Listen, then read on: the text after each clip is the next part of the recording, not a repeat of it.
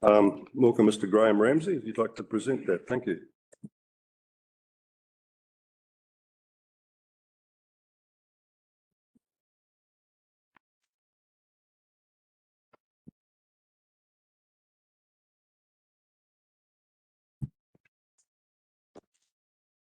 Kia ora tātou.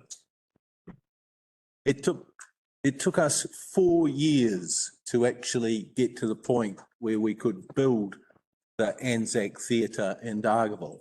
And what we aimed to do, and I think succeeded in doing, was building something that was so special that if it was in the middle of Wellington, it would be regarded as an attraction.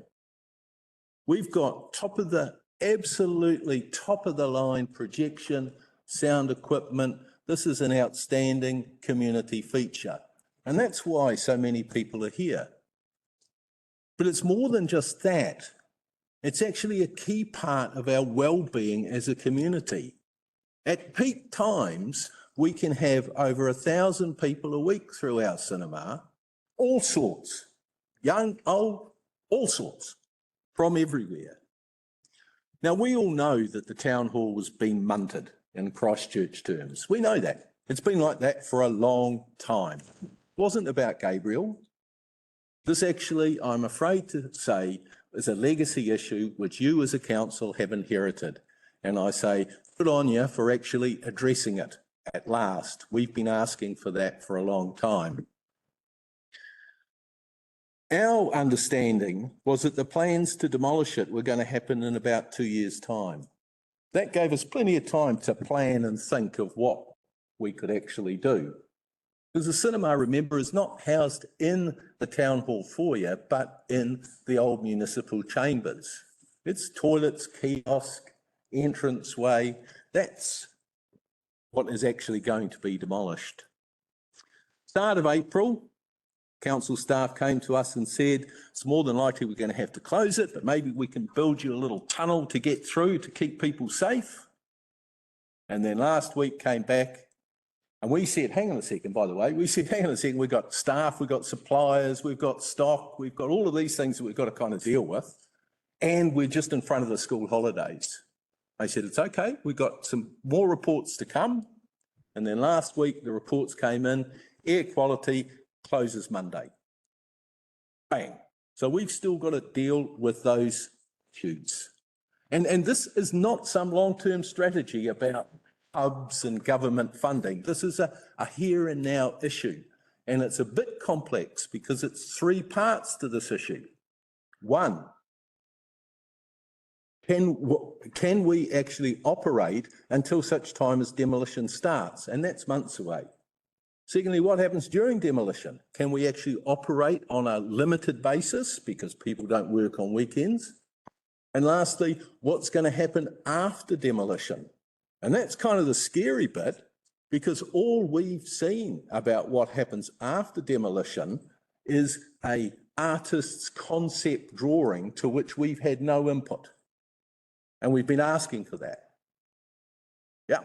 And the problem with not having a long-term idea of what's going to happen is that that means that any short-term solutions could wind up being dead money and dead effort if they're not aligned to where you're going.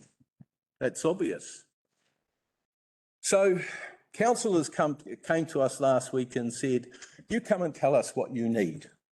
Yeah, work out what you're going to do and come and tell us what you're going to need, which is, you know, kind of like for a bunch of volunteers, hearing that from their landlord, it's kind of pretty, ugh. So we're sad. We are, as a community, sad that we're losing this. But you know what? We're damn well determined. So before we can actually even start to explore what we need to do, short-term, during demolition, long-term, we need to get some things from council. This is what we need to even start to plan. 1, can we have exclusive use of that back courtyard area behind the municipal building and town hall and the alleyway leading to it, if we need it, leading up to and during demolition, if we want to put something there, yeah, like portaloos or whatever. Yeah. Secondly, can we be assured that we can use our current entranceway as an emergency exit? Because we'll turn the emergency exit into the main exit, but we've got to have an emergency exit. We've never used it, but can we emergency exit through the foyer? Can council help us, thirdly, with fast tracking any processes if we come up with a solution which says something like we want to put something on the footpath? Yeah? Or we need a new kiosk. Can we have clarity about what is going to happen after demolition? We're looking at having to expend money and significant effort, but we need that long-term view.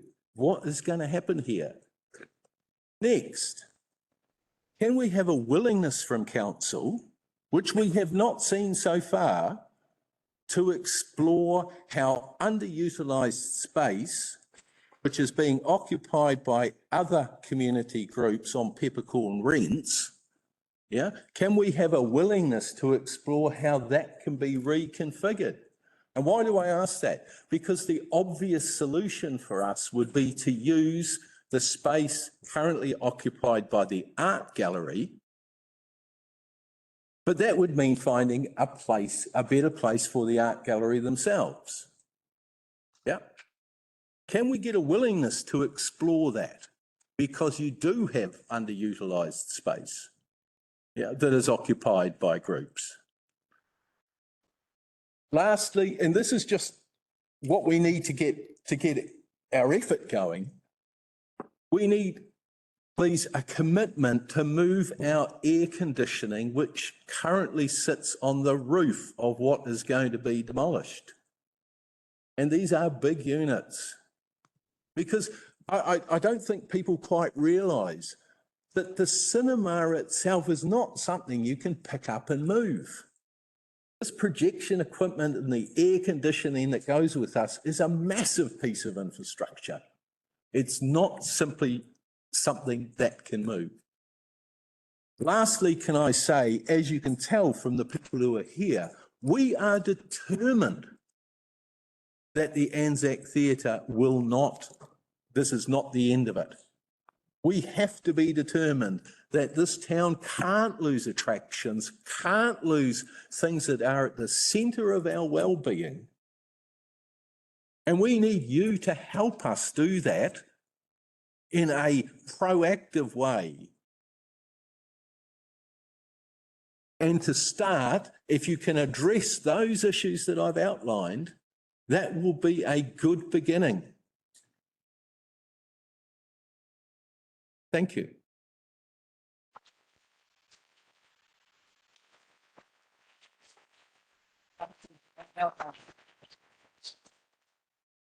We got questions from the elected members. Councillor Vincent. Oh, thank you, Mr. Mayor. Graham, do you think that Winston Churchill might have said, this is not the end, this is not the beginning of the end, but it is perhaps the end of the beginning? I would like to think so. I really would like to think so. What I wouldn't want to think is another Winston Churchill quote which says, we shall fight them on the beaches.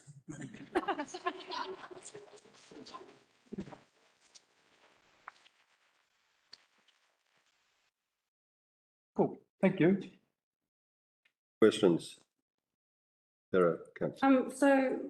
So say for argument's sake that we agree to work through all of these, and so this is the pre to the proper planning. Do you envisage having to request funding from council to implement the makeshift temporary solutions, or do you have that within your current budget or? Well, look, I think that's a good question. And the short answer is I don't know at this point in time. It's possible. But what I would say is this. No, the cinema has survived, kept up to date through to phenomenal community support, which will occur again. And we have great relationships with funders. Yeah. We have a solid track record of attracting funding. Yeah. But you can't go to a funder and say, you know, give us some money for this solution now, which will last us a few months, and then give us money for another solution. You've got to have a decent, worked out plan. Yeah. So I can't actually answer the question, but we would hope that we get some support from council. We have been paying rent.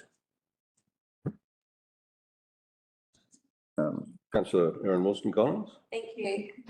Thank you, Graham, and thank you, Karen, for your presentation. I do have a question. I have a few questions, but I'll just start with one because I'm mindful of time. You spoke about the well-being of the community that the cinema actually gives, and I wondered if you could speak a little further about that, so that all the councillors are possibly aware that the cinema is not just a cinema. It's not just about going along and seeing movies. Can you speak about the employment opportunities, the types of people that are volunteering there, the types of people that make connections, that sort of thing? Yeah, do you want to answer that? Do you want me to? And the loss of that to the community. Look, I think that's a very fair question. The cinema is able to operate on a non-commercial basis because we have a really strong group of volunteers of all kinds of people. Young people who come for training, special needs people. We have a large group of voluntary labour. But more than that, we provide a place where people can come irrespective of where they are. We have a lot of older people who can actually come by themselves for an outing. Yeah, we have a means for people to escape what is happening in their lives for a brief point in time. Moreover, for 10 years, we've been running the Northland Short Film Competition as a development thing for young people. We're right in the middle of that right now. And at the end of July, the grand final of that was due to be held at the Anzac Theatre. That's a Northland-wide competition where we're providing free workshops for young people, storytelling, filmmaking, and so on. So we've got just right across the board, particularly with an emphasis on movies that and other things like concerts, which also happen there, that promote New Zealand art, New Zealand people, and like the Tongan film that's on at the moment, that celebrate all groups from our community. So I know that was a ramble, but Sorry. what did I miss? Well, can I chip in as well? I just think both of our staff that are no longer with us, they've moved on. We're both volunteers, started as volunteers and moved into paid employment with the Anzac Cinema. We have mums and bubs screenings. We also cover off a lot of curriculum stuff for the schools. They have private screenings. We also have the rest home. I think Norfolk Court used to often bring their people, I think one year or maybe every year, I'm not sure, Vern would know, they get vouchers for their people and they come round. So right from our bubs which are being introduced to cinema to our people that are retiring from life get to come into the cinema. And our volunteers often become paid or have in the past become paid staff members. So yeah, I think we encompass the whole community. So very proud of that. Pardon? And part of And part of Whangarei. Yes. Whangarei, Paparoa, it's not just a Dargaville thing though. Councillor Nair. Thank you, Mr. Mayor. So I've been 7 years in the town, and I think Anzac Theatre is the landmark of Dargaville, and I'm totally dedicated to its continued function. I just have a question. Did you, because it's a very long-standing issue, and you are aware of it, at some point, did you look at, and I'm all support for that, looking at buying that building? So it's all your own, you don't have to deal with successive councils with little issues. You know what? We'd be open for a discussion around that, recognising as well that there's a huge liability on council for seismic strengthening of that building. But you know, that's a conversation we could have, but have not had yet. Thank you. Okay, thank you very much for your presentation. Just my comments on it are, as a council, we're very conscious of the community need to continue with such a fantastic facility. I just, from a personal basis, I have an 88-year-old mother whose highlight of the week is to always drive to Karakia to go to the cinema. So I certainly recognise how important this facility is. It's a complex one at the moment, and with the cooperation of all parties, I hope we can get through to a satisfactory solution for everybody. Thank you very much. Thank you. Okay, my next presenter today is Piri Huroa-Siga on the Karakia at meetings.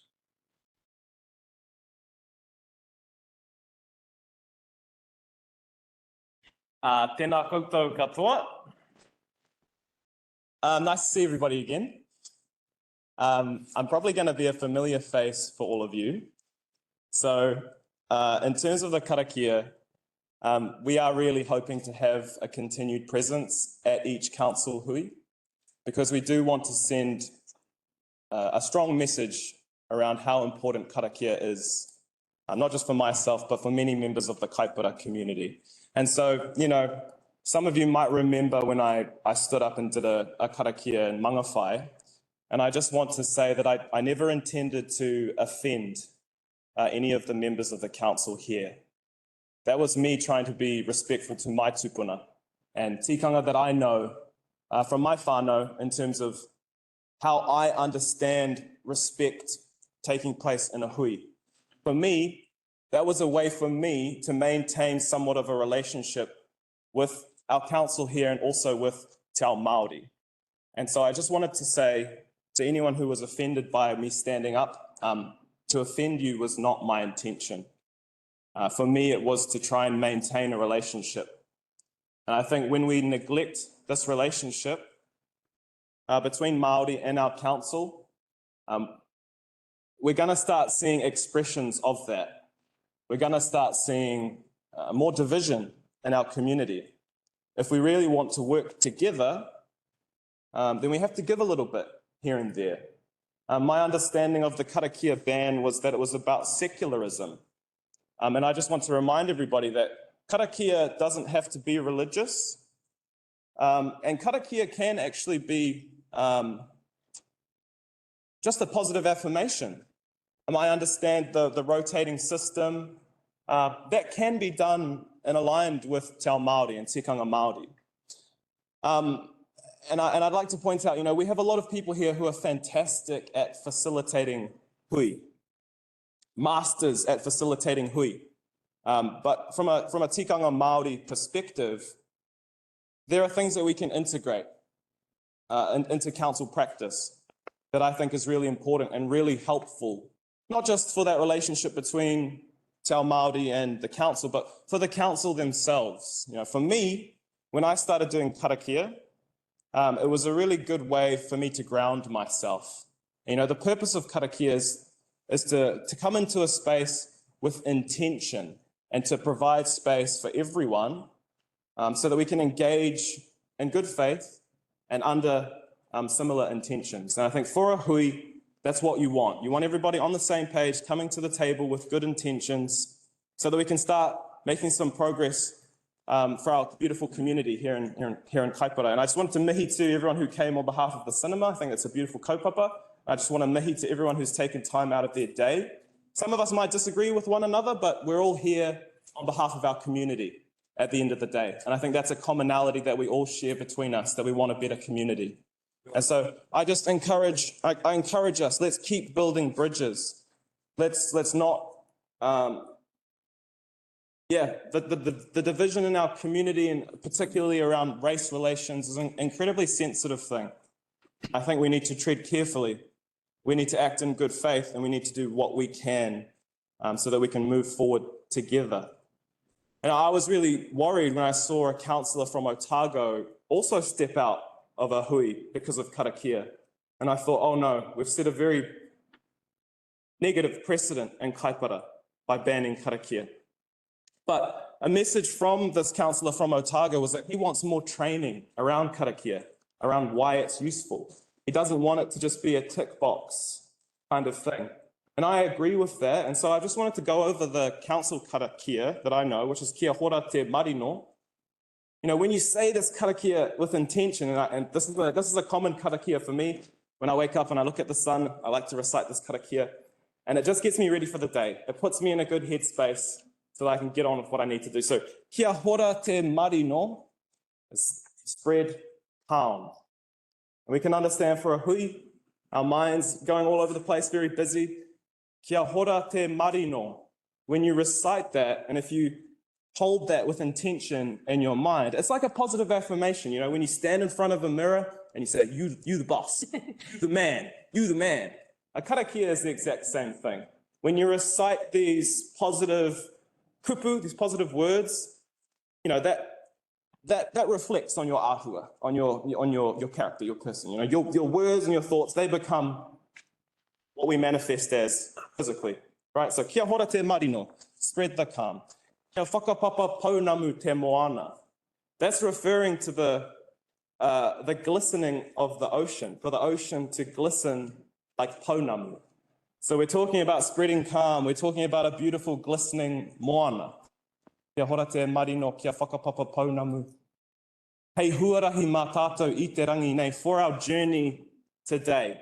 So we're talking about coming in with calm, thinking about a beautiful glistening ocean for the mahi that we're getting into today. Aroha atu, aroha mai, give love, receive love. You know, you get what you give. It's very true. Everything comes around. Aroha atu, aroha mai, tātou ia tātou katoa, for all of us. So that's the karakia, and I think it is a beautiful karakia. And when you say it with intention and when you really believe in those kupu, I believe it puts us in a perfect space for then having kōrero, for having wānanga, in terms of how we can move forward as a community. So we'll see you at the next week. And hopefully we're gonna be able to sit here and give something useful for all the councillors here. I really don't want to take up much time because I know they're important kaupapa, just like things around the cinema that everyone really wants to get into. So I'm just hoping for engagement with our Māori community so that we can start moving forward together and get on with other kaupapa. Tēnā koutou, e mihi ana kia tātou katoa. Ka kaha tātou ki te kōrero Māori, e mina kāna. E mina ka ana taku aha ki te kaia te rangatira. Taku te rangatira, taku reo rangatira, taku turu pauna mutuku iho. Miharo ke ana ki tōna pakari kia ora. E me meha. E me meha te wairua ki te kōrero Māori, ora kia kaha tātou ki te kōrero Māori. I au wehi.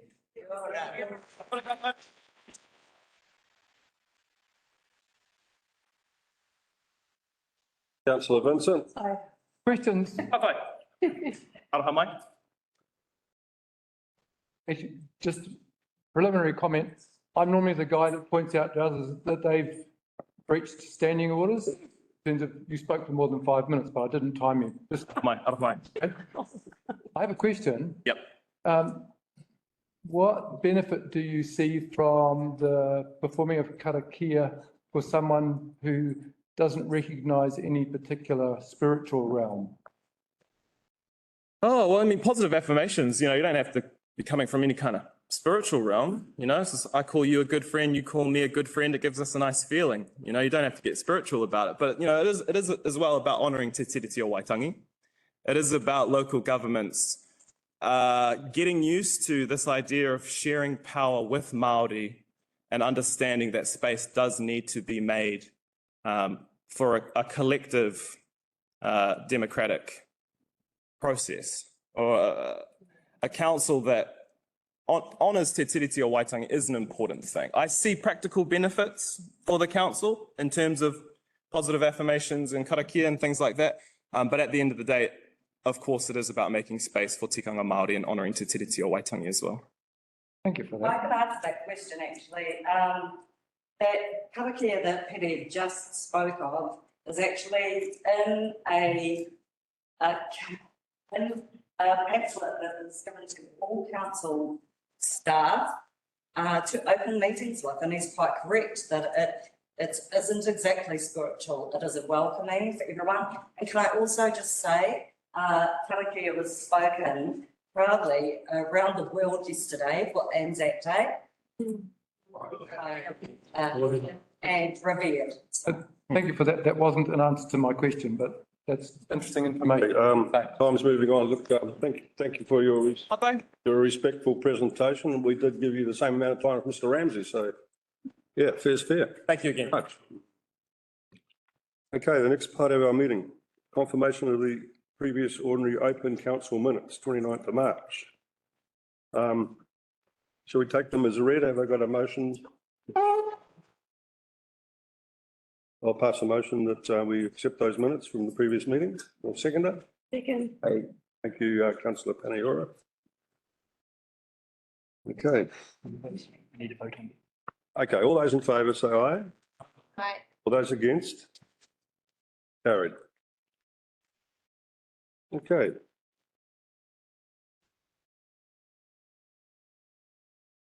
The next item on our agenda is a notice of motion from Deputy Mayor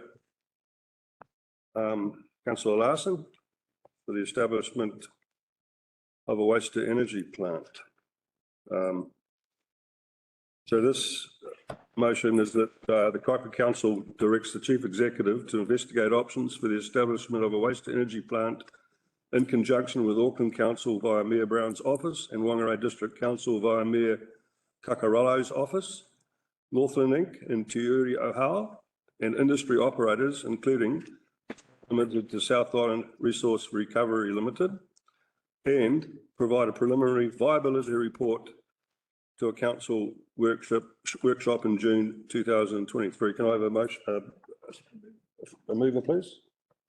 Councillor Larsen should be the mover, Mr. Mayor. Councillor Larsen should be the mover, sorry. And he may want to speak to. Would you like to move that, Councillor Larsen?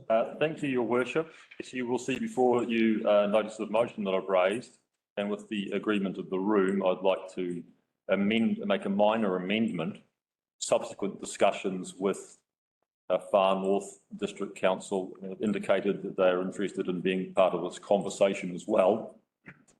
And so I would like to insert after the words via Mayor Kakarolo's office, the additional words Far North District Council, open bracket, via Mayor Tapania's office, close bracket, comma. Can I have a seconder, please? Councillor Nair. Point of order, Mr. Mayor, just to clarify, clause 27.4 of the standing orders, only the mover at the time of the notice of motion is moved with the agreement of a majority of those present at the meeting may alter a proposed notice of motion. And once moved and seconded, no amendments may be made to a notice of motion. I'd just like some clarification perhaps from our Chief Executive as to how we indicate majority of the council being in favour of that amendment without passing a motion. It's an interesting question. Do we have a... Through you, Mr. Mayor. When Councillor Larsen, the Deputy Mayor, put it forward, he said with the agreement of the meeting. Yes. So it really is, it's not a vote type scenario, but it is obviously put to the council to agree. I didn't hear anything contrary to that, and so he moved and it was seconded, but that's Well, if there are people with a contrary that are opposed to the amendment, I suppose now's the time to say that you're not happy with it. I don't have a problem with that. Speak now, yeah. But, sorry, thank you, Mr. Mayor. I also agree with Mark on this. If the process was that, the process should have been followed. Because while it's positive, while the amendment is quite positive and there's no reason to question it, the process wanted the majority to agree before we amend it. So we should follow the process in future at least. Thank you. Thank you. Just before we move and second the motion, that's all. We need to get that clear somehow. Okay. In the future, we want that clear. Sure. All right. Can I have Councillor Larsen talk to this if he wishes? Oh, thank you, Your Worship.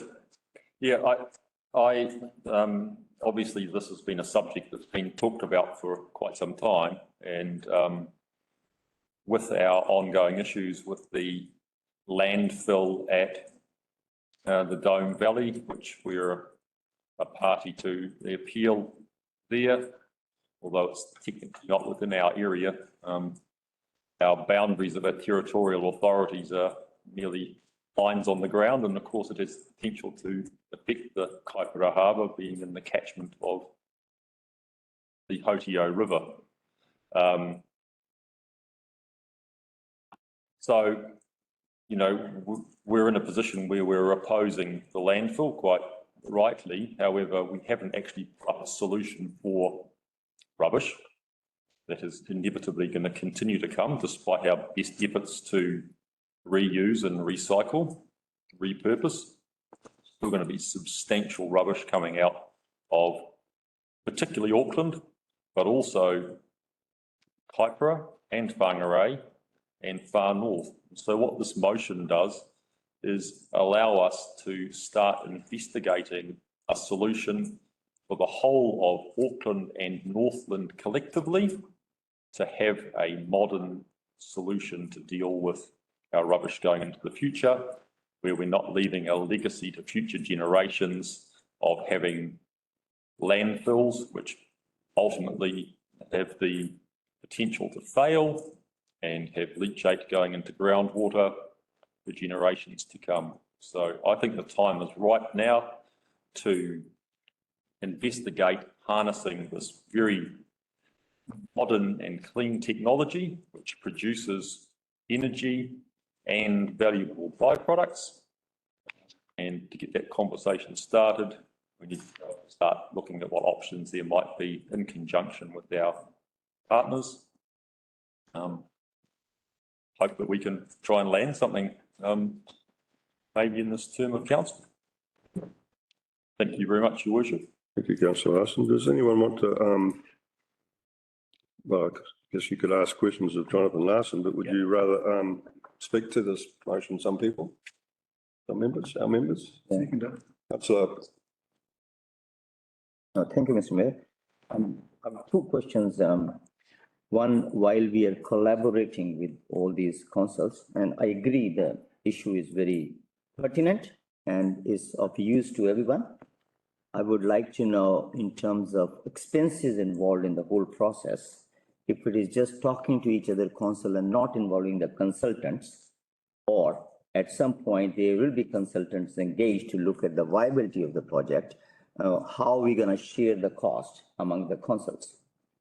Thank you, Councillor Naya. Yeah, so what I'm proposing here is a very high-level look at the possibility. Obviously, we need an economy of scale to be able to put in a major piece of infrastructure to do this, and something of the scale of Auckland plus Northland is kind of the perfect size. We also have our rail route that's running right through the middle of all of these councils, which would allow us to come to a central point, which you know, obviously a remote location perhaps, but somewhere that's going to give you the optimal economies of transportation relative to how much rubbish is coming from the various locations. So that's the reason for collaboration. We're also joined by Entity A as well, so we'll be working. Can you?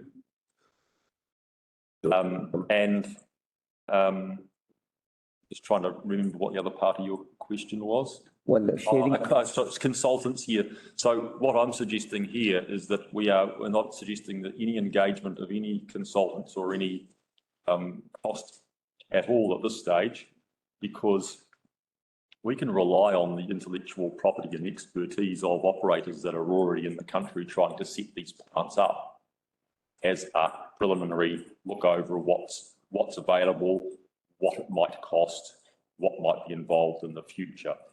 We've got 4 councils together, and ultimately there's some cost sharing arrangement. Well, that would need to be determined later on down the track, and council would be fully cognizant of those facts before any decisions were made to proceed with anything at that stage. Also using a private sector partner to set it up, it may mean that a lot of it is privately funded as well.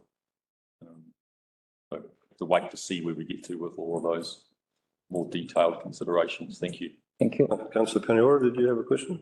Oh, no, I just wanted to further clarify on the collaboration in times to come. We'll have Far North District Council, Whangarei and Auckland as one entity for infrastructure. So, Or entity A, for want of a better term. that's what I had just said. Yeah, that's all. Okay.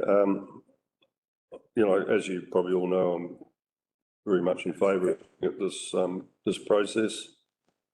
I've had discussions with the mayors, Brown, Moko in the north, and Vince down in Whangarei, and they're all extremely happy to look at the options. Doesn't mean they're going to commit to anything, but I think the time has come in this country when we need to move into the next century in terms of our rubbish disposal. I know I've had a great conversation with Councillor Erin Wilson-Collins, who sits very strongly with the recycling side of things, and I think that for all of us moving forward, we've got to accept that there's a possibility we can involve all these things that we like. I mean, overseas, the recycling levels are quite high in conjunction with waste energy. The principal argument from the green movement is if you build it, you're going to have to feed it. But, if you look at Dome Valley, they've spent $50 million there. Do you think they're going to build that without thinking they're going to get the waste, So here's an opportunity to do something far better in terms of recovering the energy, the byproducts from ash, etc., and made into aggregates. And it's a more controllable situation. The emissions overseas, I went and worked in a plant in Nice in France. I could put my camera on the chimney and I couldn't tell it was operating. It was so clean in terms of its emissions. The Germans are getting up to 50 times better than their standards. The air's coming out cleaner than it's going in. So it's a very controllable situation compared to the uncertainties you experience in landfills. Would anyone else like to make a statement? I still have questions. Oh, sorry, Councillor. Thank you. Councillor Larsen, I've got a couple of questions. The first one is, what is the relation of the South Island Resource Recovery Limited? Why would we be looking at working with the South Island company? And the second question is, do you have any vision of a time frame of how long it might be before a waste energy plant would be up and operational? Oh, yeah, thanks for those questions. So the South Island company is that's the name of a company that's currently establishing in New Zealand. I don't know why they've chosen that name. They are just an operator that I know about because I've seen some of their proposals in other areas. Whether they happen to be the operator that we talk to, we might talk to multiple potential operators. I don't think the fact that their name has got the word South Island in it means that they couldn't establish a plant in the North Island. And as far as time frame is concerned, once again, this is just a high level proposal to get that conversation started, and once we start talking to potential operators to find out more information, we'll get some idea of what filled out timeframes might be to be established. Councillor Manderson. This is of bare relevance, but the rail, assuming it goes to Okaihau, they made a big error with it. They found out when they got to Okaihau, it came from Kaitainga towards Okaihau, 100 feet lower. They had followed different contours. So there is a major problem for the far north. They're going to have road transport at least to Okaihau if they're wanting to join that net by rail.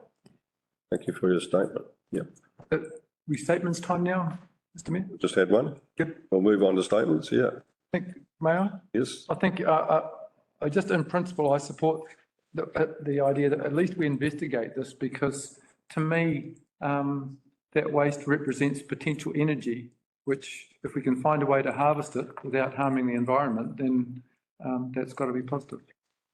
Thank you. Any seconded statement? Yeah, I also principally support it with the proviso, which I mentioned. I think we are just tailgating. We are a very small council. And if we get the wisdom of a big council, Auckland Council, who might have spent a lot of money on the projects, we can probably gather more information. So I principally support the idea, the process-wise. I just thought maybe it was a good idea that instead of moving it, the staff puts it as an agenda item for discussion, because there is no consent required. It's not involving something more than $100,000. Which has to be an elected member's approval. It could be something which the staff could have put in some effort and come up with the proposal. And then we could have discussed it in more depth. But yes, I am in line with the proposal. Thank you. Thank you. Movers right to reply. Oh, thank you, Your Worship. Oh, sorry, a statement, thank you. Sorry, yeah, I questioned earlier, but I would like to make a statement, please.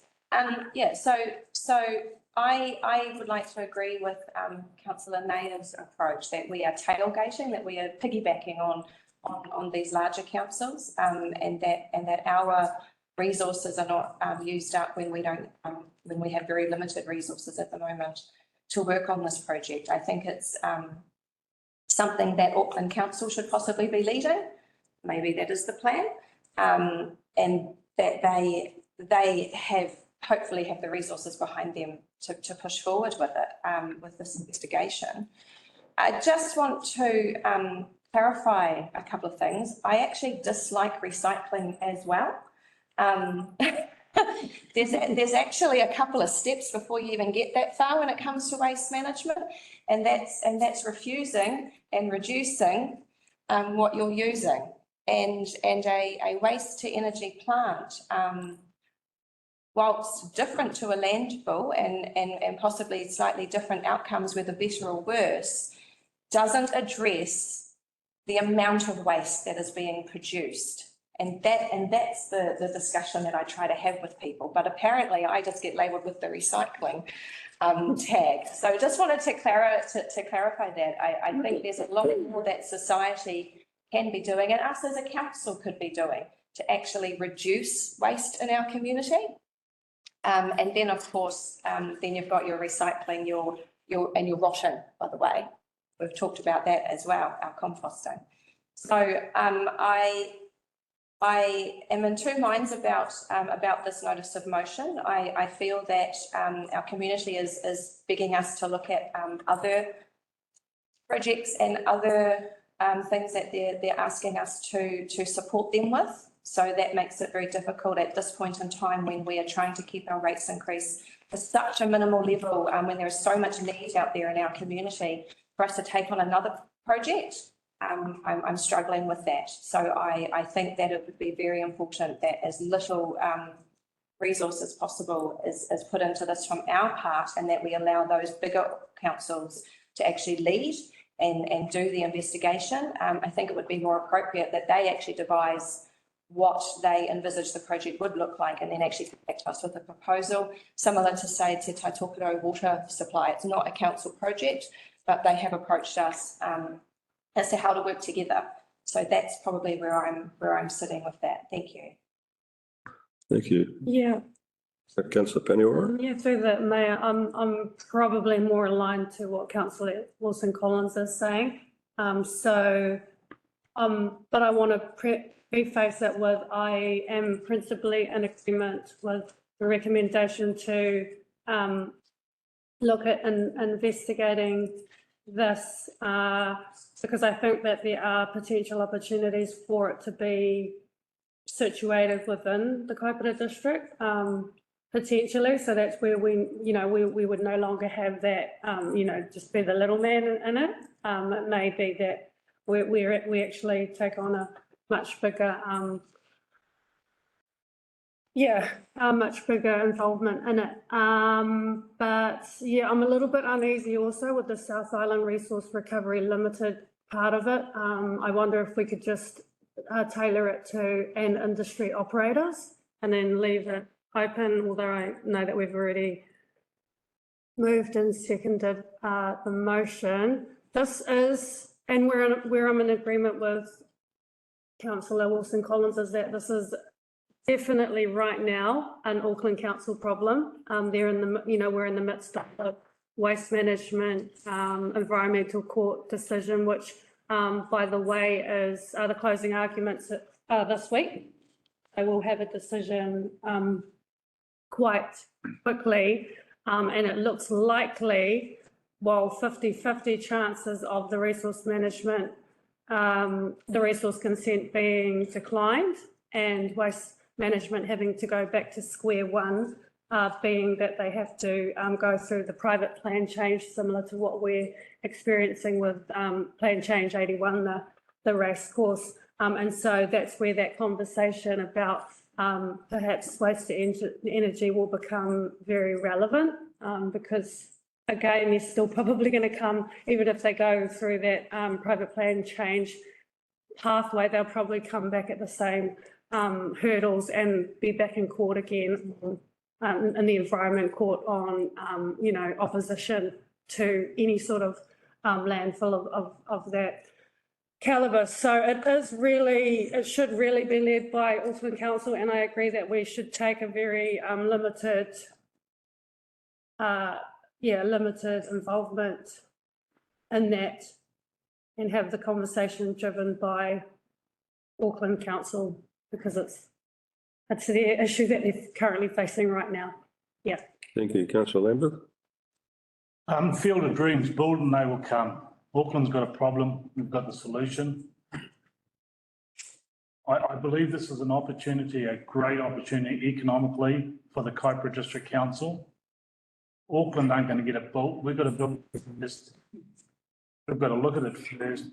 We could sponsor all of our waste recovery in this district just with the profit that we're going to make from the other councils who haven't been forward thinking. We have the opportunity, we have the land, we have the infrastructure, everything's in place.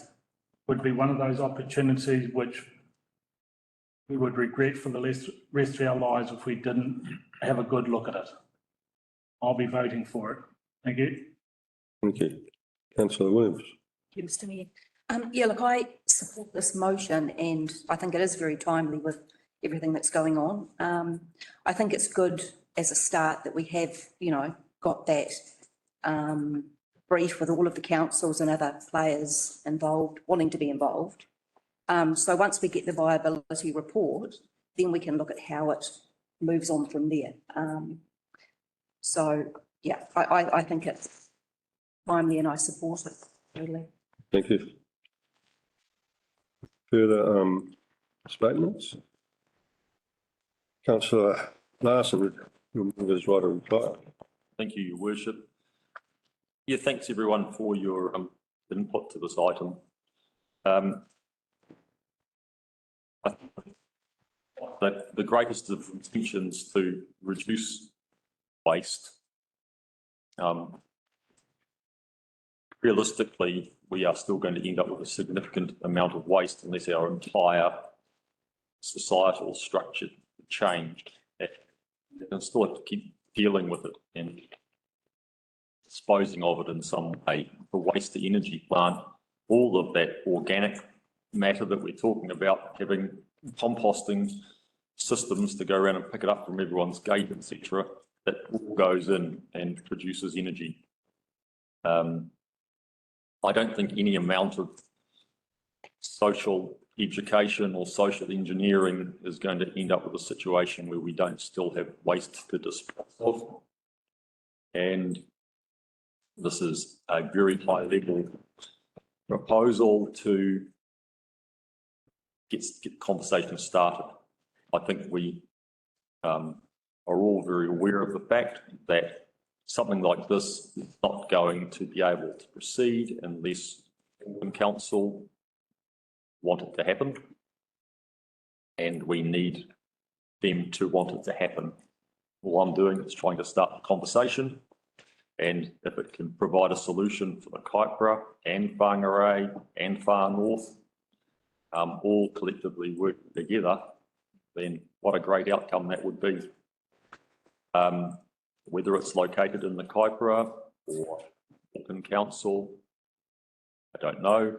Maybe Kaipara can get even greater advantage out of it by being in our area.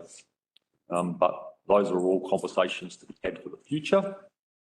As far as going forward from this, if this motion is passed today, really simply a matter of the Chief Executive having a conversation with the other councils and seeing if they're interested in having a conversation around it. And if they are, then maybe we move forward to having a combined council workshop on it, where we get some of the industry operators to come and, give us some really good education on what it might take and how it might happen. That conversation started. So thank you, everyone.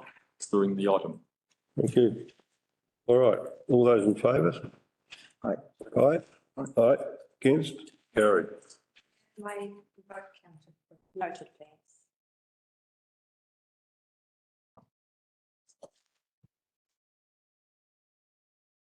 Okay, can we move on?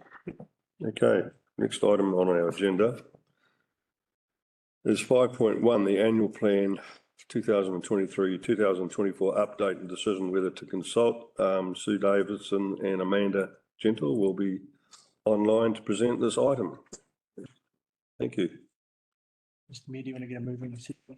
Okay, yeah, can I have a mover please for that? I'll move it. Seconder? Yeah, I'll put my, Thank you, Councillor Vincent. no, Morning, council. It doesn't seem to Yep, be working. way you go. it has started, we just can't hear her. Oh, is that the problem? Yeah. Just 2 seconds, Sue, if you could, we're just sorting out the volume. Go ahead.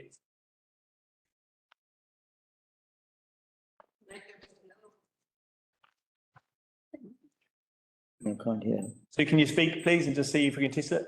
Okay, can you hear me now? Yep. Great. Can I start? Thank you. Okay. Look, I'm coming back to council with the annual plan because the last time we met was at the March briefing, and the only thing I thought, the items I brought to you then was basically we'd more or less finalise the plan, apart from what we were going to do about putting funding in for pensioner housing. But then in February, we know that, and we talked about it at the time, that there was the storm and that we weren't in a position at that stage to tell you what's happened. Arnon has since had a briefing with council to tell you the damage. And so the financial people have then been working as a result of those events to mitigate the effects on our financial annual plan. And obviously it's meant that we've had to reconsider the work program for the 23-24 annual plan year. So as well as the capital, since we last met, there's also been some changes proposed to our operations. The largest one is taking out 500,000 of district plan work and transferring this to 24-25. And obviously 500,000 is a drop in rates of over 1%, which is great, but the next year that obviously goes up the following year. So when we last met, the overall rates increase for both general and targeted rates was 5.34%. And council had passed the resolution that they really would like to see it less than 5%. That's where we got to. And water by meter, which we disclosed separately, is 5.31% decrease. So in terms of, if I just go through to the capital expenditure, so what we've done for capital expenditure, in terms of Three Waters and Parks, you'll see on the second page of my report, there are projects totaling 5.1 million to come out. Now, 3 of those projects on there being the Dargaville wastewater upgrades, the Waiatua Dam and the Roto intake weren't in the long-term plan to begin with. So although we're taking projects out worth 5 million, the largest projects weren't in the long-term plan to start with. And that's why when we get to the assessment of consultation, we don't actually believe we'd need to go back out to consultation, because it's not going to be that different from the original LTP when assessing significance. But you can see that we are taking out Wood Street stormwater, which is in there, which was originally in there, and the Wood Street project is the streetscape itself has been pushed out a year because we don't believe we're going to have the workforce to complete it or have the capacity. So then what we've done is added in the recovery projects. And I think at the last meeting, Arnon said they could be up to about 26 million. And some of them are going to be obviously completed in this year, but there's a lot that are going to be deferred till the 23-24 year. So while we're taking out 5.1 million, we're putting in 5.5 million, and we're able to fund the balance. We've looked at the way the items are funded, been really careful in trying to make sure that items we put in are funded the same, or that we can fund them from depreciation reserves, so that there's no real impact to our ratepayers as a result of the storm, and try and take advantage of the generosity of Waka Kotahi, who have raised their subsidy of roads to 100% if completed prior to 30th of June and 82% if after. So, and in the roading projects, we've taken out, you can see on page 3, taken out a total of nearly $6 million of projects which were subsidised at 62% and replaced in $11.8 million of projects that will be subsidised at 82%. And so what does that actually mean when we look at our capital projects? So originally, we've been reporting in our monthly reporting to you for this year, the 22-23 year, that there was $69 million of projects. So we're going to be adding in another 7 million this year. That's net amount. And then we've also said we're going to push out 25 million to next year. And that's going to mean we've got 51 million of projects for this year to complete. And most of those you can see are with the transportation or roading. So it's a huge amount. Because of the wet weather this year, we haven't been able to complete our budget. And also there's obviously a huge amount, $7 million this year, to do with the impacts of the storm. So that's a huge challenge, particularly for our roading teams and contractors, to try and complete what is currently, when you look at the March figures, about $26 million completed. So it's about $25 million over the next 3 months. So, but that's what we're hoping, that they can complete that and get the 100% rate. So that's what's happening this year. Then looking to what does that do to the annual plan? We started off in March, we told you there was 42.5 million. We're adding to that another 5 million, which is leftovers from the storm events. Then we're the carryover that we know the projects this year we're not going to complete, which are primarily, half of them are related to transportation. It means the new budget for capital will be 72 million, which really is very, very ambitious. And it's primarily, when you look at that list on page 4 of my report, of the 73 million, 43 million is roading. So the pressure is going to be on NTA and the contractors to complete that if we want to see progress. So what we've done with pensioner housing, we've just left in pensioner housing at a $1.5 million capital project. So that's to do with capital. So we're really ambitious and hoping that we can complete in both years. It's going to be ambitious this year and next year. But what we've done is we've looked at the funding, and our best estimate of the external debt at this stage would be that it's rising to 62 million, but that there will be term deposits that we can offset it at the time. So we're not sure of that at the moment because we're not sure of timing of, but our best guess is that we could be able to soften that by up to $10 million, which would be really helpful and best use of our term deposit monies. So that's capital. So then what we looked at was the income and expenditure, and we added in an extra 141,000, which was to increase the targeted rate at Raupo, and that had been through the committee and advised to us that that's what they wanted the increase to be. And I understand they've got support from their community. We've brought in reduction of district plan which was a reduction in general rates. We've brought in some salaries and subsidies, which basically no impact on the bottom line. And also we've changed an economic development, taken out, you'll recall, I provided for 150,000 for economic development. So we've transferred 120,000 from consultants to salaries. So there's no impact on that. I've put in an extra accountant for increased capital work and finance. We've only had one extra person since for the last 5 years, and I've just had 2 people resigning in my team, and we need help with the increased work. So I put in that some money there for that. New Better Off funding, we've put in money there for 2 people to manage the library projects that and to ensure that they get done, because we've only got 3 years to complete to use the $4 million.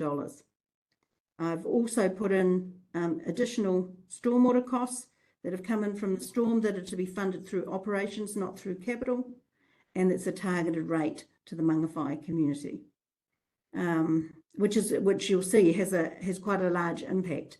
So overall, the rates have actually gone down. We've decreased them to get to below your 5% in actual fact.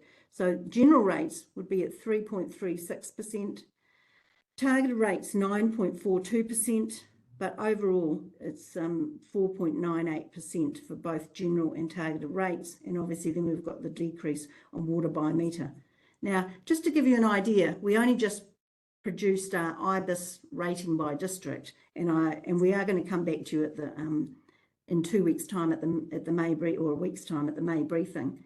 But it looks like at this stage, Dargaville will increase $120. If you're had an urban property in Dargaville, it would increase by about $120 per annum.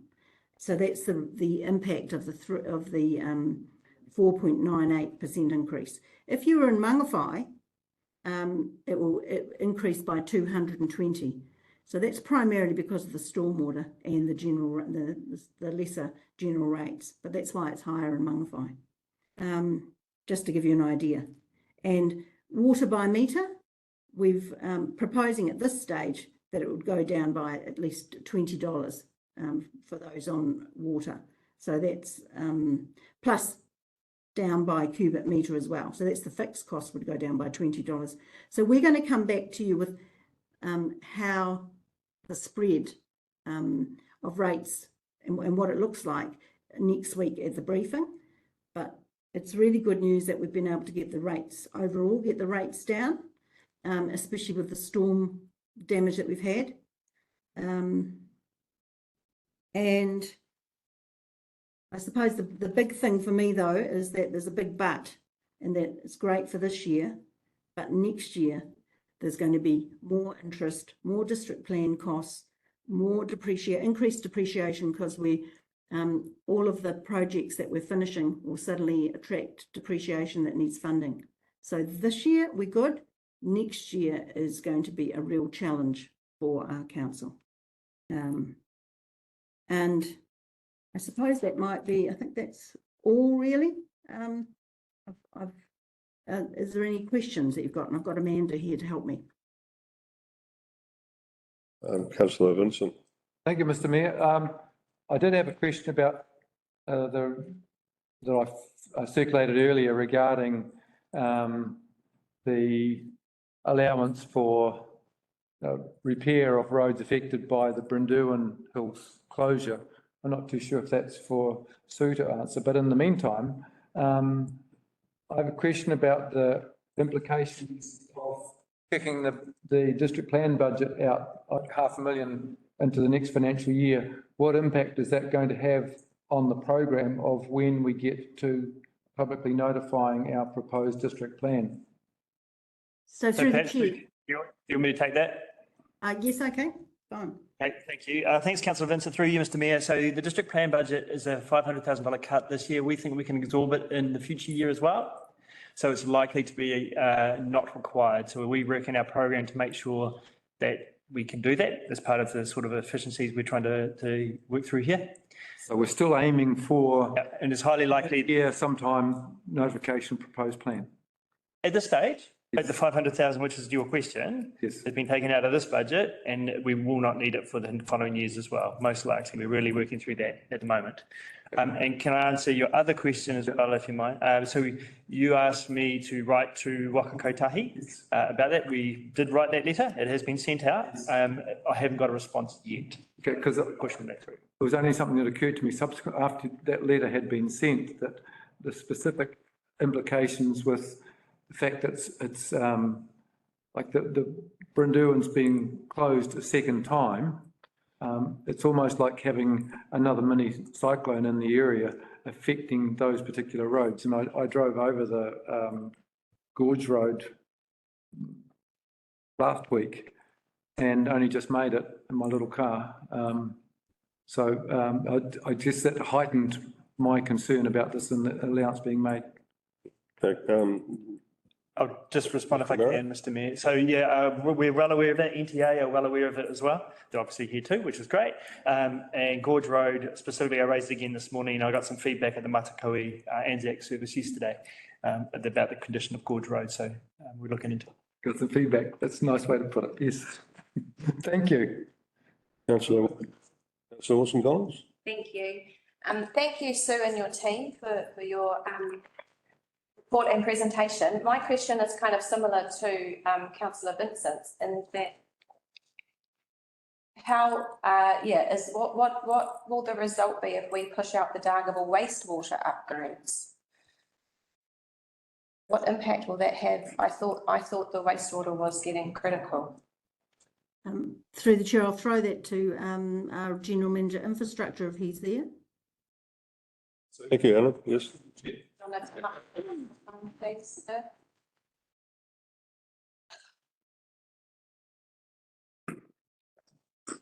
Me. Through you, Chair, we've still got a provision within next year to allow for some works to occur. The substantive part of the works we believe we can move into future years and ultimately move into Entity A. But the immediate work that we need to do, we're planning still to do, and that'll allow for any growth that is going to take place in the district in the short term. May I ask a extra question? Certainly. Just with the recent news of Entity A being pushed out before that actually takes over the assets. Yep. How does that fit into the plan as well then? So will we will need to do this work before or? Yeah, so the urgent work we need to do as part of the work we had identified, we're still going to do. The work that would have been a continuation of that, we can still defer out. To 2026? to whenever the entity start date is, which hasn't been Okay. agreed yet. Thank you, councillor Nair. Thank you, Mr. Mayor. I had trouble hearing what Anin's replied. I hope it's not talking about Waitoa Dam, is it? Okay, so my questions are, they're typically Sue and Anin. I do have a question on why 900,000 are being deferred when we are talking about Waitoa Dam to be upgraded for this, which means it's not happening in the year. No, so we are still, two things are happening in that respect, through your chair. We are in discussions with the Tito Takaroa Trust again. We're just relitigating that conversation with them. So that's point one. Point two is we're still doing the design and consenting work that is still going to be required. And we've allowed for that within next year's budget. Yeah, okay. And you have put in for leasehold improvements, so 150,000, is it to do with cinema or what? Minus 150,000 leasehold improvement town hall. Lisa? Yes, so we do have, we brought forward $1 million. I think the leasehold improvements were to do a quick patch up originally. And I think we brought forward 1.1 million so we can demolish the building and close. So the figures are not correct then, the 150,000, if you're looking at $1 million spend. Is it supposed to be 1.5 million?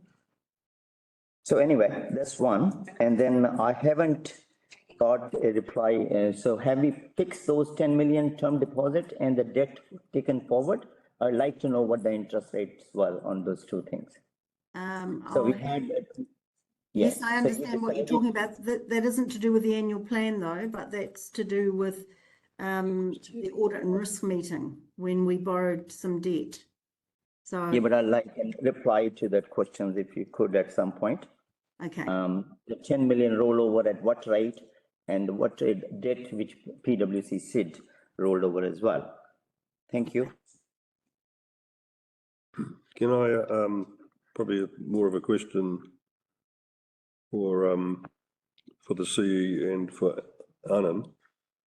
Considering they've got all this pressure for 100% subsidies for rating, which would probably going like the clappers, I guess, to fulfill that as quickly as possible so we don't lose that funding. But in terms of, I come back to Councillor Vincent's concern about the fact that we have the Brindouans still closed and we have intense traffic use of our minor roads which aren't up to it.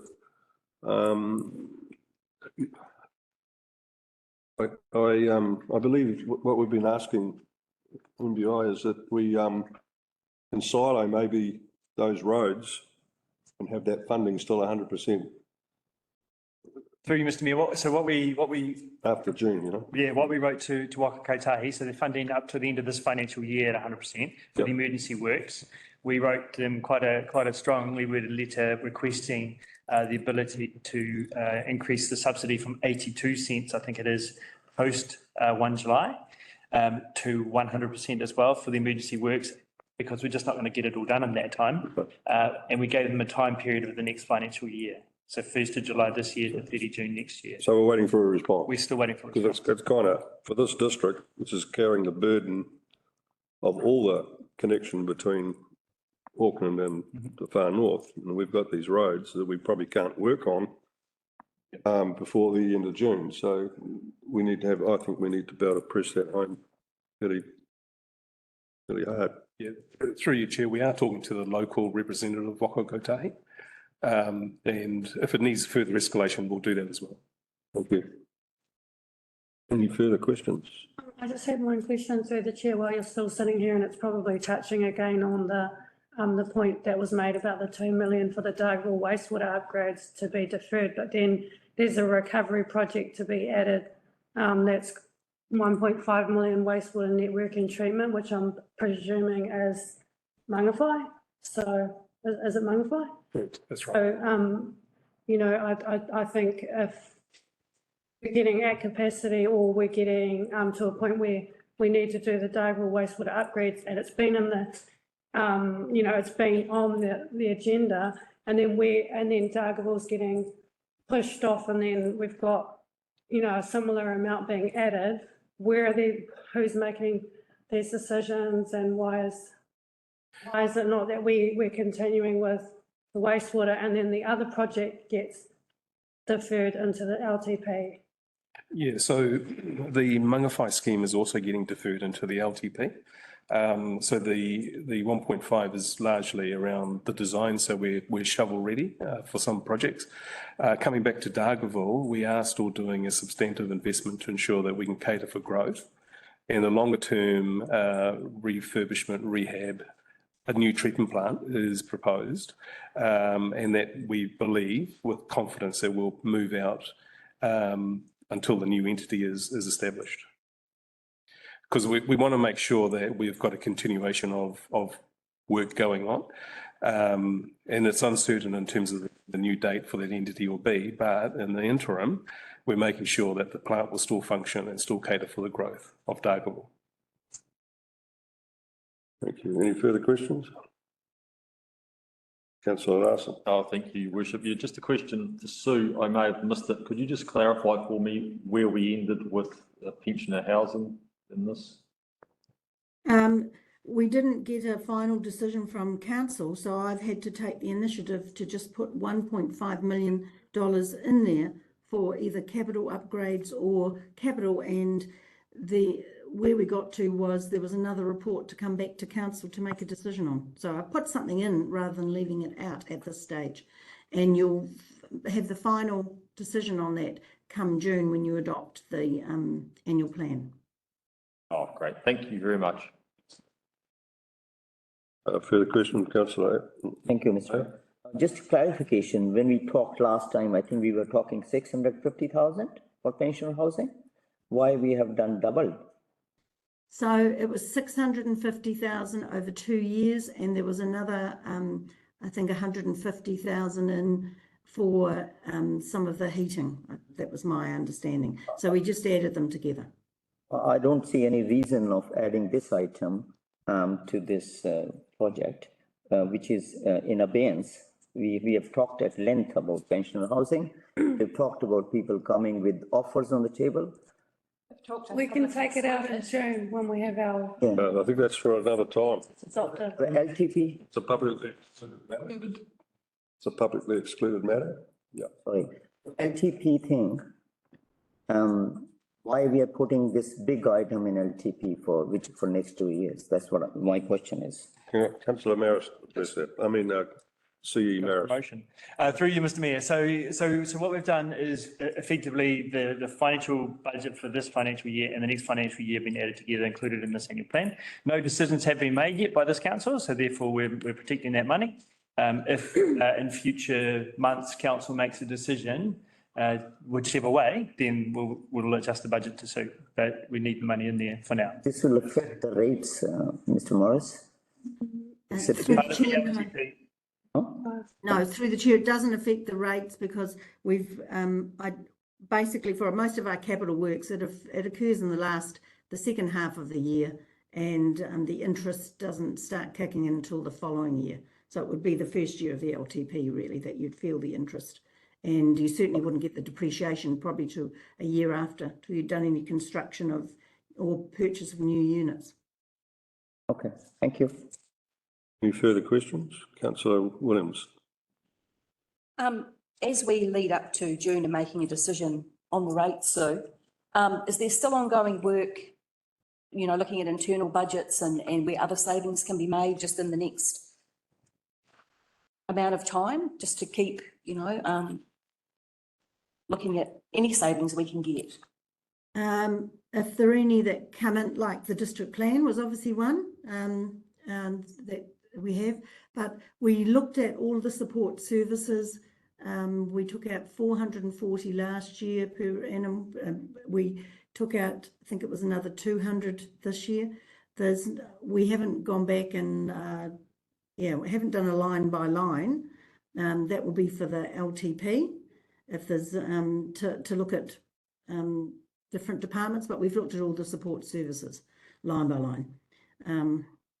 So no, we're not expecting that there's going to be any further savings. We have to actually put a stick in the sand and say this is it, because there's and so we're nearly there. Really, the next meeting I have with you will show the spread, who's actually, you know, what different parts of our communities, what the impact of the rates will be to those communities. And then the pensioner housing, that's the only changes I'm anticipating, because we have to get on and write a booklet about the annual plan, and obviously we have to bring it to you next time with the rates. So unless you put your hand up now and tell us you want something else, we're nearly there. Okay, thank you. Thank you. Any further questions? Okay, thank you, Sue, for presenting that, and for Annan as well. Certainly some challenges ahead. Seconded statement, Councillor Vincent. Oh, thank you, Mr. Mayor. Yeah, I think that this is actually the most important item on our agenda today, and I think it's good that we've had the discussion we have. And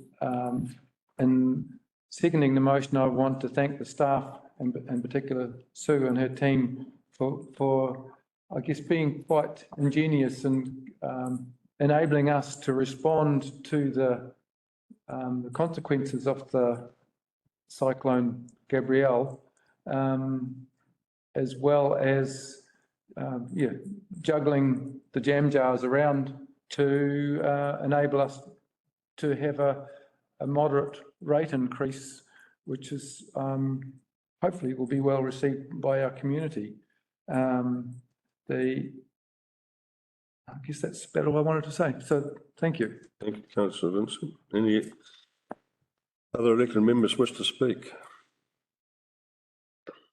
Councillor Wilson-Collins. Thank you. This is always a really difficult decision every year to go through the rates increase. And I say the rates increase because rates decrease or rates staying status quo just seems to be an impossible task with the rising costs of everything. It's always a difficult decision and difficult discussion, even more so this year when we have the complications of our residents and ratepayers really struggling to make ends meet and being very mindful of that, and then getting slapped with a cyclone that's causing us to push out projects to be able to do remediation work. I also want to commend the staff. They're doing an impossible task as far as I'm concerned, trying to prioritise what gets pushed out another year. Being in my second term of council, there's never a year where something hasn't come up that means that you're trying to keep the rates as low as possible. So we've been through COVID and the impacts of that. Now there's the cost of living crisis, there's the effects of Cyclone Gabrielle, etc. And I find it really difficult to decide that we're going to keep the rates to a certain amount and make that a priority, rather than actually look at the needs of our community and the projects that have perhaps been pushed out year after year after year. The town hall, 3 waters, and the lack of investment that the council is able to make into its own assets because of that. So I really struggle with the way we're going about the rates increase this year because of the complications that have come along. But also mindful of our residents.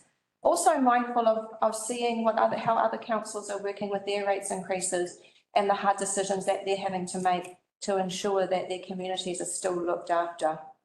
I'm deeply concerned about the Dargaville wastewater upgrades, and I do have faith in our staff and their decision making, but I'm getting calls about crumbling pipes that are having to be fixed on an urgent basis. I know our pump stations are overloaded. I know that there are unpleasant smells happening around our town coming through the wastewater network. And I just feel that it needs to get sorted out. Our people are asking us to do that. We are being reactive rather than proactive. And there comes a point where that is going to land us in the proverbial wastewater. Thank you. Thank you. Councillor Williams? Yeah, look, I agree with what Erin has, brought up here today as well. It's really hard finding that balance of not having huge rates increases, but then it's, deferring projects and it can snowball and there are concerns around the wastewater, especially with the NTTA being pushed out 2 years. And we've got to find money for that next year, obviously, for upgrades. I want to thank the staff. They have done a great job to get the increase lower than inflation. I'd just like to recognise that. Yeah, I think they've done a really good job. It's a hard balancing act. Thank you. Councillor Paniora? Yeah. Give your hand up. Okay. Councillor Naya? So, no, thank you, staff, for doing this exercise, and do acknowledge that cost of living is a driver in terms of keeping the rates low. But in the same breath, I'm at par with some of my colleagues in terms of efficiency in delivering projects. And I think the focus this year should be more on not deferring, but actually doing the project. While the minister may agree on it, if they don't agree, we have lost a lot of money in subsidy in terms of unfinished projects. So I think we should look at ways and means where we can actually save money rather than deferring the projects. That's my take on it. Thank you. Any further statements? Okay. Thank you, Sue, for your input today. There's challenging times ahead. We're going into recession. This council obviously has financial pressures, particularly with the impact of Gabriel. So as a council and as a staff, we need to be very mindful of how we move forward and continue to try and save money, reduce unnecessary costs wherever possible, and just keep working hard at doing that and providing our ratepayers with the best possible results. Thank you. I'll move to the those in favour, please raise your hand and say aye. Aye. Aye. Against? Against, I have my vote recorded. Oh, yeah, okay, sorry. 2 against? Yeah. Could you record those, please, Devon? Thank you.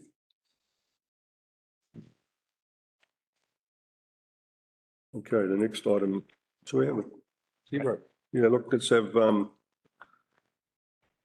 what, 10 minutes? Yeah. Let's have 10 minutes break, get a drink, a cup of tea, whatever, and we'll come back at I'll make it past 11. Thank you. Have a word.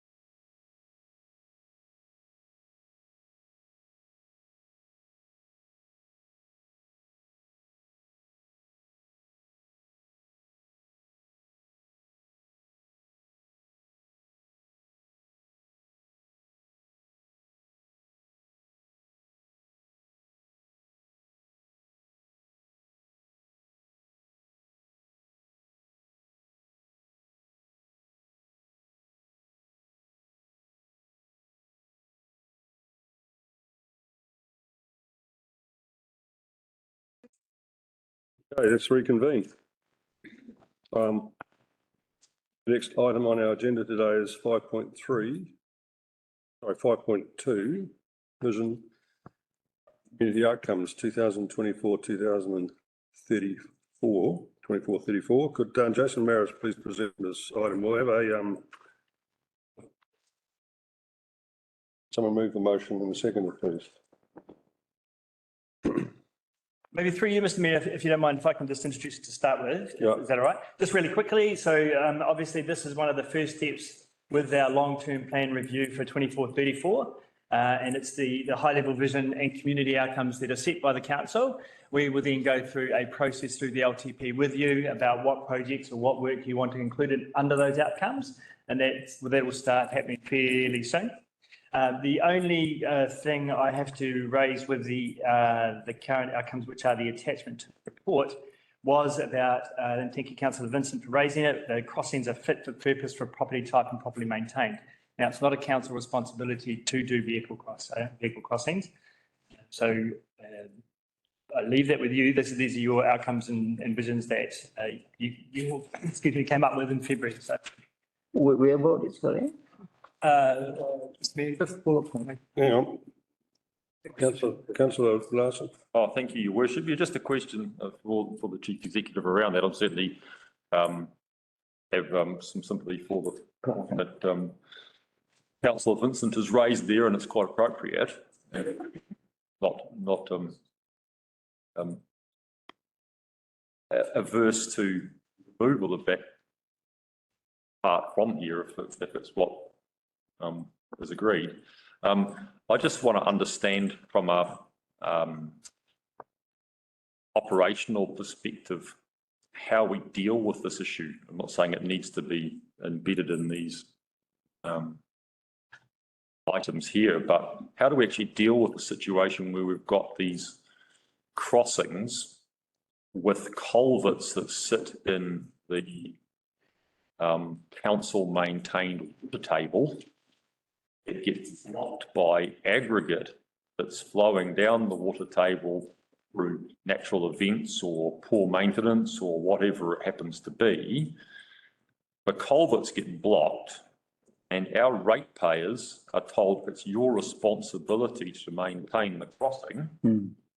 But the ratepayer has no ability to maintain it because they need some sort of specialised equipment to blast all the aggregate out of the culvert.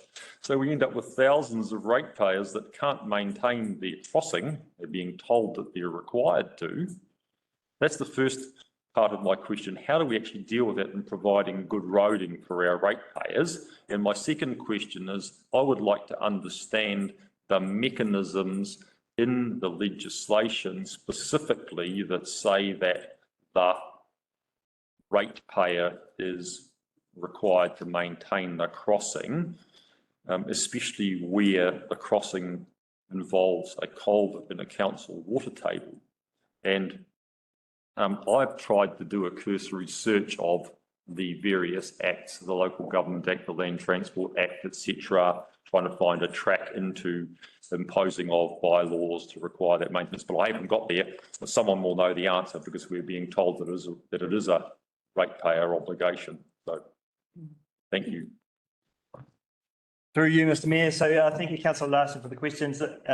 Look, we'll deal with them outside of the meeting, I think, because it gets quite operational. However, what I would say is it's perfectly okay to leave them in there as it is because you're asking for that. However, I think we could do that under the provide tangible roading maintenance improvements at the same time. And we could take note of that rather than it be a specific outcome, but that's your call. Happy to progress your views and what we need to do in that space. Yeah, well, I mean, if that's in order to get something on the table that everyone's happy with, if the removal of that clause was going to make that happen, then Is anyone good idea. Not in agreement with removing that clause from our visions, community outcomes? Through the chair, yes. I'm just thinking instead of removing, if you can clarify, crossing culvert, all those. It doesn't matter under tangible, excellent, all those things don't mean a thing unless they're clarified what we are doing. So if this culverts is not a responsibility, and it's a lot of confusion, especially in my case, I know, back of my property has been cleaned up by the council. So I've got 3 sides lanes and 2 sides, it appears are my responsibility. So the crossing culverts, especially when near the highways, and there are many other areas like that, where there is a doubt in the mind of ratepayers, and they are not. And the same story with the bumps, I shouldn't go into that, but I think we have to clarify this. If we keep it, we should expand it, what exactly it means, as Councillor Larsen pointed. If we want to take it out, when we say tangible routing, meeting, if you think it encompasses that, it has to be clarified what it means. Thank you. So take this part here, right? Yeah. Probably time. I'll just respond if you. Yep. Through you, Mr. Mayor. So I just want you to remember what the whole point of a vision and outcome is. They're high-level outcome statements. And I just want to remind you that when we come back through the LCP process, what I said to you in the past is our first session will be with our executive team, and we'll look at your outcomes and we'll understand more fully with you as a group what you mean by that specifically, then we can start building into that work program. So I think that's the place for that to occur, Councillor Mayor. Because of their high-level outcome statements, I do believe the crossings removal would work with that, and I can guarantee you we'll include that in the work program so that you can get that stuff like that. Yeah. Yeah, let's move this back to the way we've been operating, and then we'll have it go through another discussion, right? I'll move the motion. Can I have a seconder? That including or excluding the line? Excluding that, my suggestion is, there's nothing wrong with leaving crossings a fit for purpose for the property type. Just at this time, take out and properly maintained, because we don't know by who, do we? Yeah. Agreed? It's getting quite detailed in terms of our level of interest in the overall thing of proactive, preventive maintenance approach. That's all. Hey, I don't want to prolong things. If that's what you're proposing, let's go with it. Well, we've got further detailing to come to. Councillor Larsen? Sorry, Mr. Mayor, I'm happy to second that. I think we're at a very early stage of this process. There's still plenty of opportunities to jig this around in our long-term plan process. Yeah. Not going to make a lot of difference. Let's do a little bit of wordsmithing as we get further down the track if we need to. How's that? Okay. Happy to move it as it. Thank you. Councillor, C. Maris, did you want to further add to this? No, Mr. Mayor. Okay. Any further questions then from elected members? If I could just raise a point of clarification, Councillor Vincent in the interim has led us quite correctly to the relevant section of the Local Government Act of 2002, which was relating to the question that I had asked, and it's section 335. So when we look at that matter of maintenance further, go to that. Thank you. All right. Any further questions? I think we've got it on the money. I think I'm quite excited actually about our visions and outcomes for the Kaipara, the place to be. I think we come up with a good name, and I think it's up to us now to work around that and drive it through in the next 2.5 years. Second statement, Councillor Larsen. I thank you, Your Worship. Hey, I'm actually really pleased and satisfied with where we landed with the vision and community outcomes. We had a lot of different ideas come out through our vision, and thank you to Councillor Naya for landing an excellent vision for us there.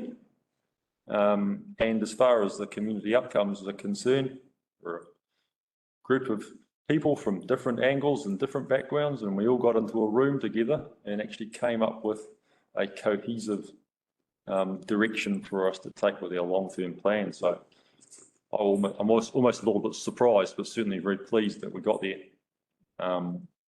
And I just look forward to building our long-term plan around this vision and community outcomes to get some really great results for council going and our ratepayers going forward.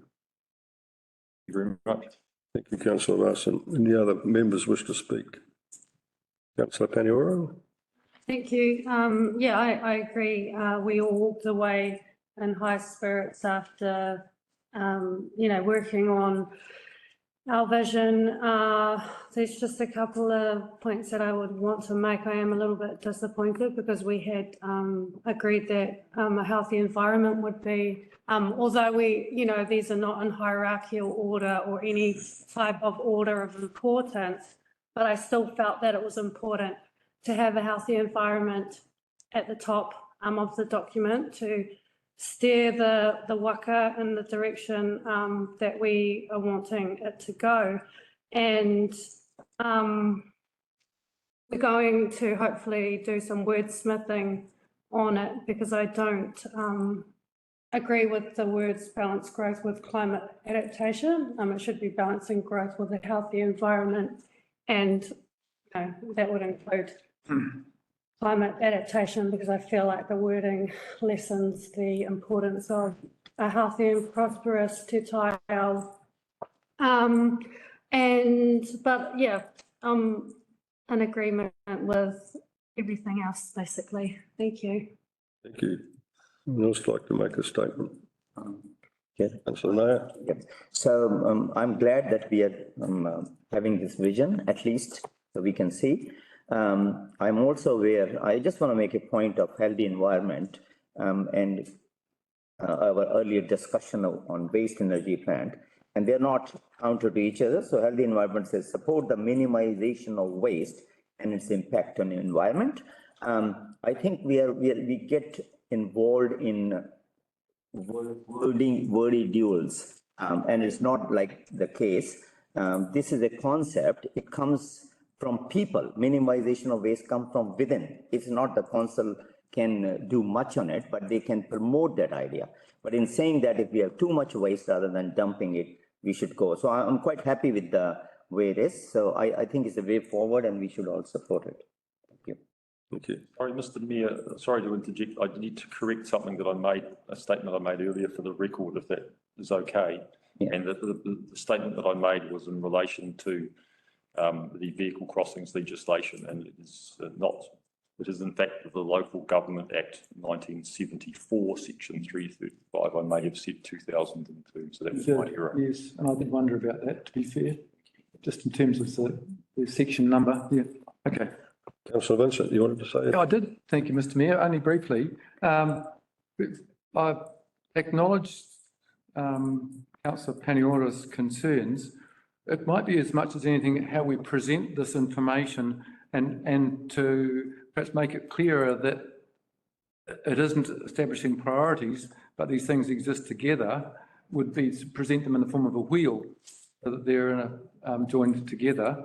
And to be perfectly clear, I say that the economy exists within the environment, not the other way around. That's my view. Thank you. Yes. Any further statements? Okay, I'll move as right to reply, which is myself. Yeah, I'm pretty happy with where we're at. I mean, when you talk about the environment's actually everything. It's an all-encompassing word. And I'm particularly, now that we're going into, we are in a recession, probably will last for another 2 years. I think environment will always suffer if you haven't got a healthy economy, so the two are intertwined. And, I hope that this council can drive continued economic growth despite the recession. And I think this vision and the community outcomes are pretty well put together, and that we can work within that and hopefully achieve good things for our district. Thank you. All those in favour, raise your hand and say aye. Aye. Aye. Against? Carried. Okay. Item 5.3, Consolidated General Bylaw Part 5 signs, and Virginia Smith will present this item as per the agenda. Thank you, Virginia. Well, while that happens, can I have a mover, please, for that? Thank you, Councillor Paniwara, and a seconder. Councillor Nair.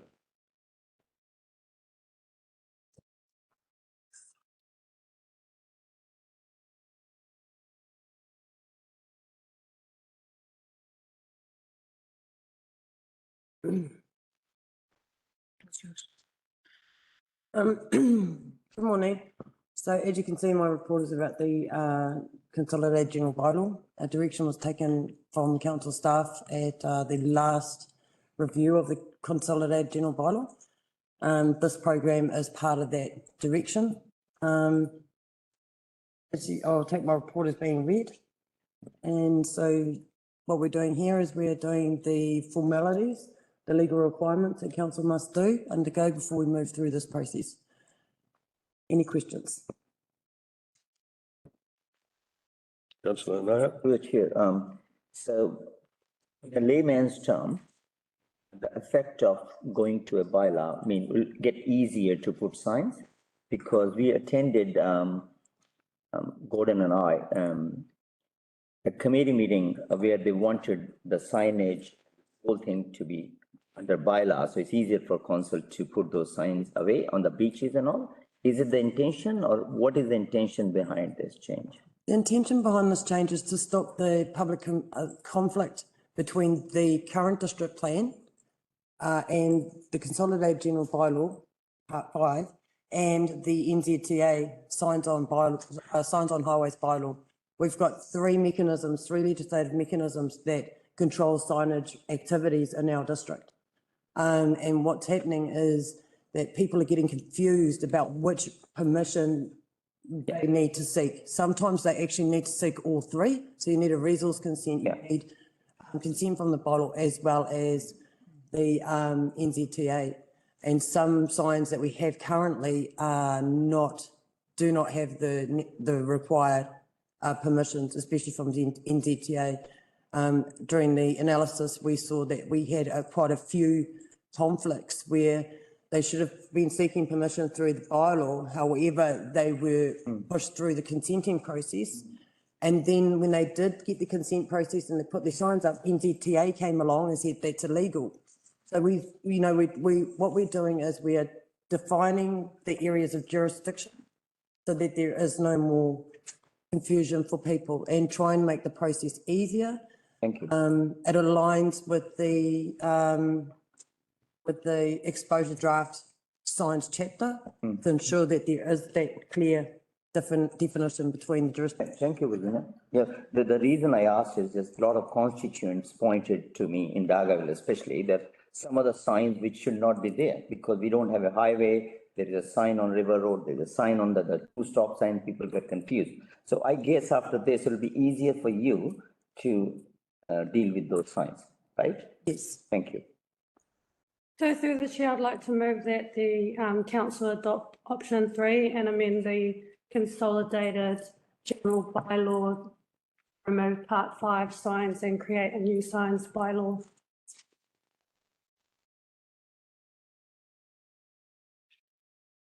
Which is the recommended.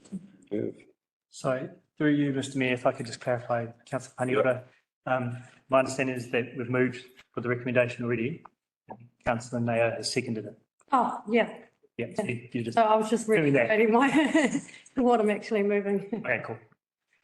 I don't understand that. So what we're doing, sorry? Okay, sorry, through you, Mr Mayor. So Councillor Paniora is just confirming that she's moved what's in the staff recommendation here, and Councillor Nair, you've seconded it, and the Mayor's just seeking questions at the moment. Okay, thank you. Virginia, can I ask you a question?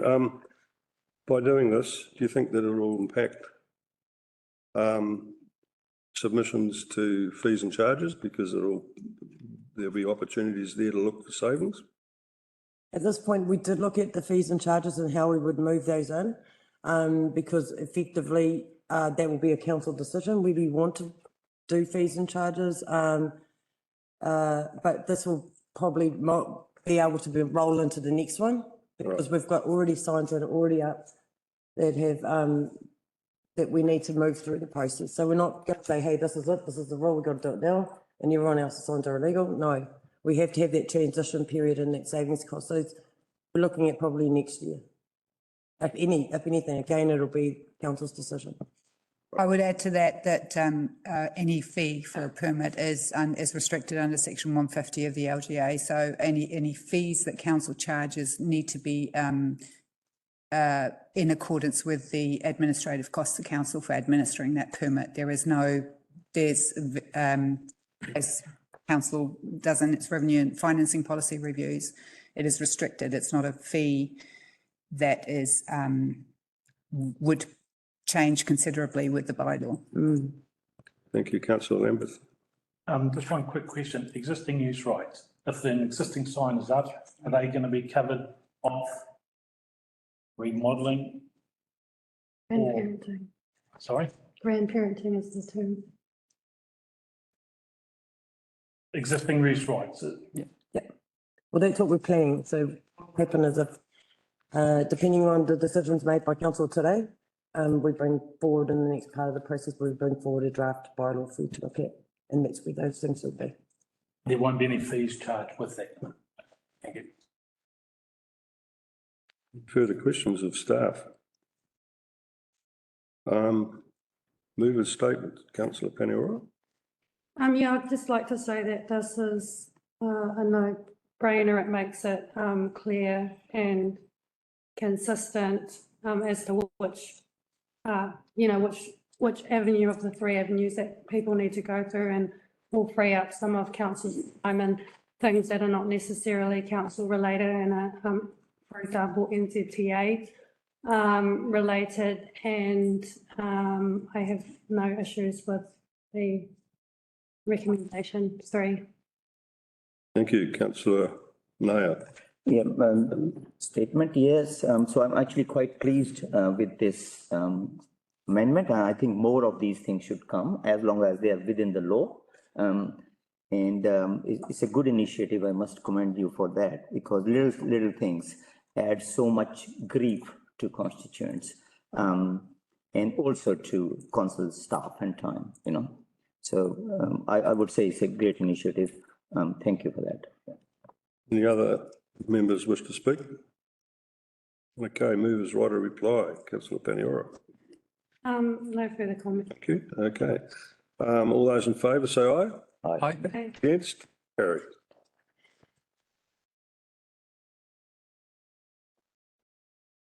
Okay. The next item on our agreement on our agenda is 5.4, agreement to seal Black Swamp Road. I'd like to move that. Thank you, your worship. Moved by councillor Larsen. Seconded by councillor Paniora. So who's speaking to this? Sue Davidson, is it, or Andy Brown? Thank you. Through you, yep. Sue has asked me to come and talk to this one this morning. Is it okay to take the paper, the report as read? Yes. Okay, so effectively, Karakia Residents Association approached council approximately a year ago to seek through the private seal extension policy to go and turn the unsealed section of Black Swamp Road into a sealed section, and our response back to them through the NTA was that they would also have to contribute to the second coat sealing of that, so that we could then apply through Wakakatahi funded assistance rates and stuff to take up the ongoing maintenance outside of the defects liability period. What we're seeking today is that the council approves the chief exec to authorize the agreement with the Karakia Residents Association, and notes that we, as a council, are contributing $106,614 to that. Any questions? Councillor Larsen. Thank you, your worship. Yeah, thanks, Andy. Is this the first example of someone managing to use the private seal extension policy in Kaipara? Or are you aware of any other times when it's been used? I think there was one prior to me starting, which was another section out towards the golf course there. At which golf course? The Tariti. Oh, was it? There was another one out that was done out there. I think they did 100 odd metres. Okay. This is, I think in my time of 4 and a bit years at council, this is the first one we've put through. And the council contribution to that funding, that's from development contributions, I think, was that correct? Financial contributions that have been collected for that road prior to. Correct. Thank you very much. Further questions, councillor Naya? Yeah, thank you. Andy, just one question. I think this was talked about at some stage earlier on in one of the council meeting. And we are looking at the figure of 25 million or something approximately to do the road, which they will spend. Sorry? Do you have an idea of how much money they're putting towards making this road? Sealing Black Swamp. The whole, yeah. Swamp Road. I think it's about $1 million. Just $1 million? Yeah, like $1.1 million. I don't have that number off the top of my head, but Okay, and all this, 2 kilometre length, I think it was, and we gave them some approximate figures of what it was costing us per kilometre from the work done. $100,000 which we collected from development, are all those people living on that road or? I don't know the answer to that. Sorry, that is information that Lou looked up, and it was. Or not? It was historic financial contributions for development that occurred. Below that part. No, Road. Hang on, one at a time. Yeah.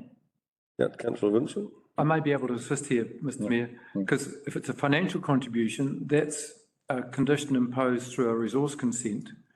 With our resource consents, the district is divided up into about 4 areas, I believe, where they accumulated around, and that would be funds collected from that area, which is the wider Mangawhai area.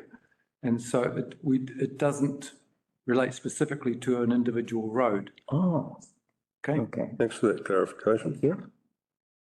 If I may, Mr. Mayor, the paper and the discussion section does say, in this particular situation, the construction and second coat seal will be paid for by TRI Residents Association Incorporated in full, as they will procure and manage the whole process.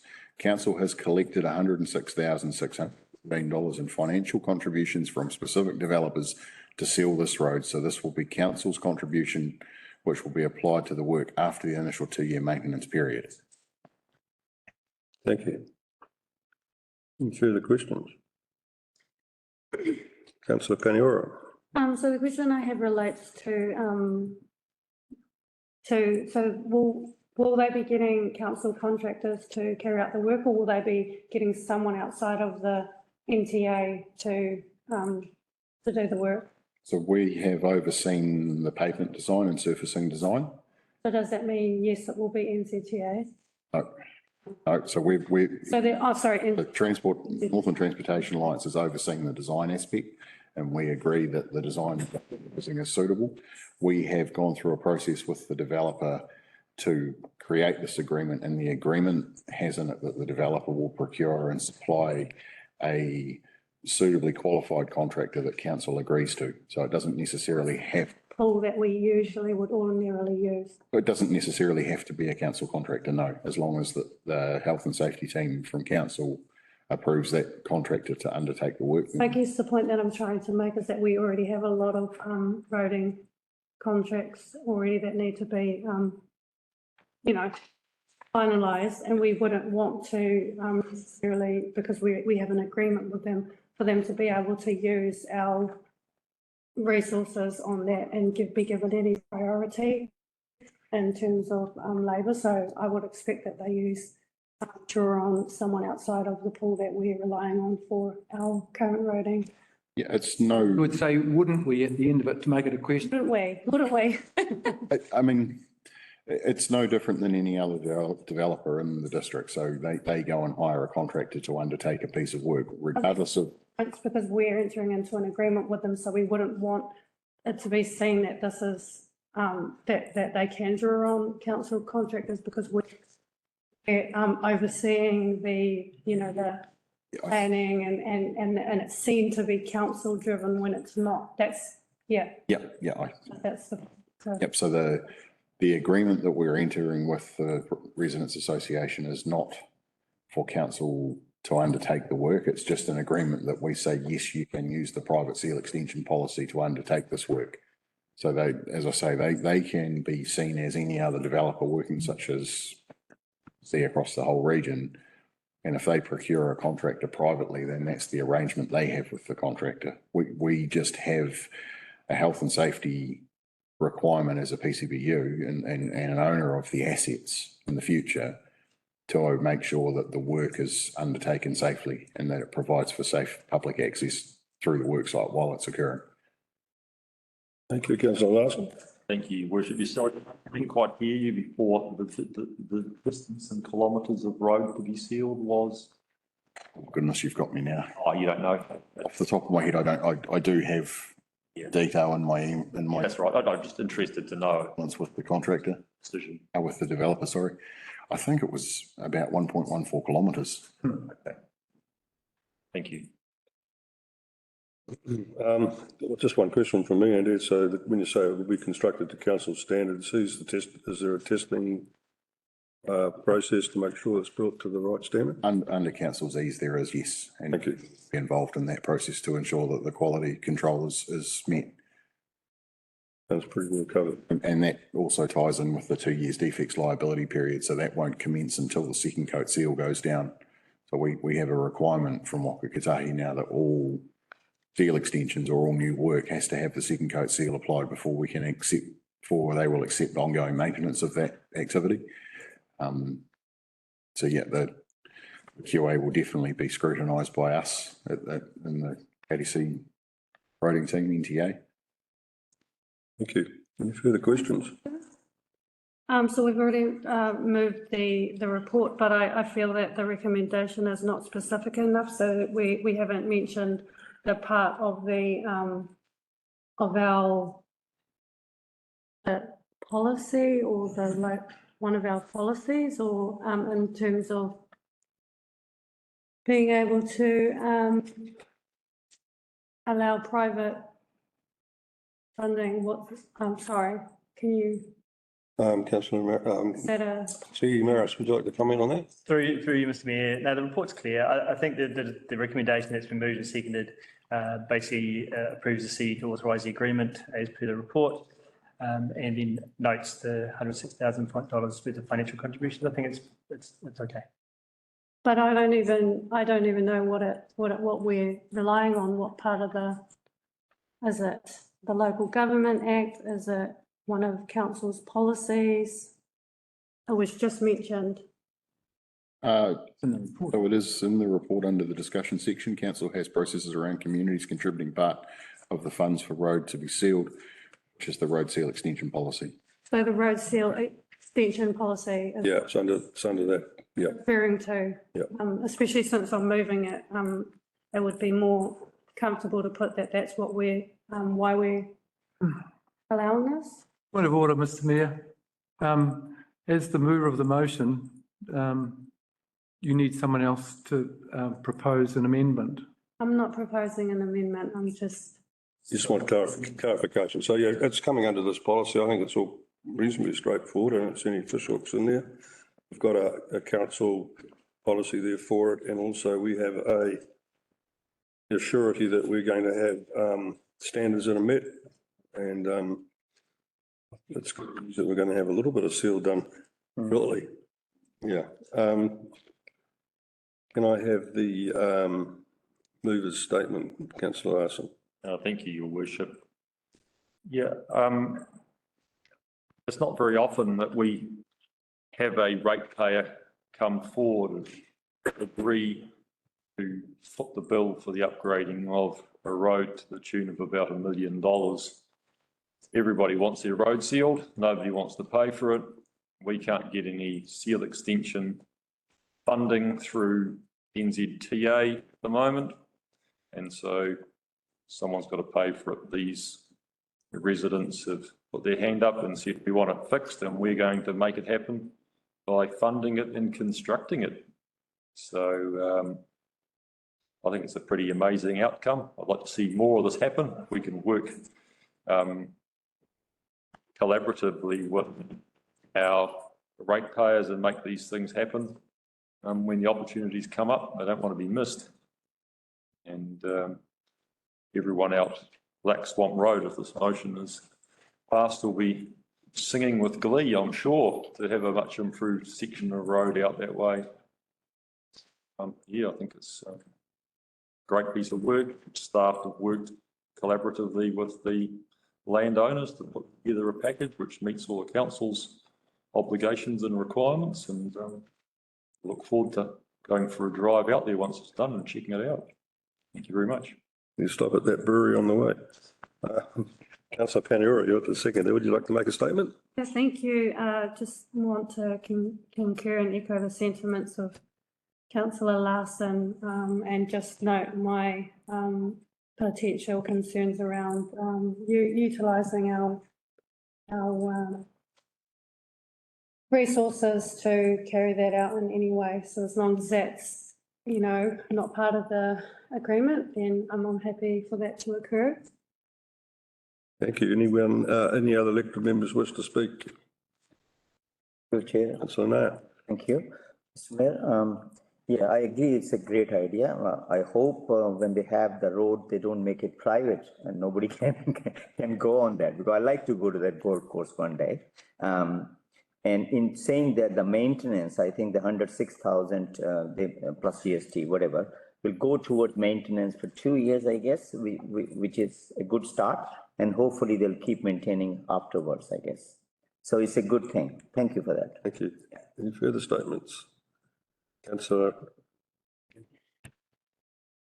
Yeah, look, I think this is a great opportunity. That area of road is really well travelled and it's quite damaged, and my daughters work there, so yeah, their cars they'll be grateful for this, definitely.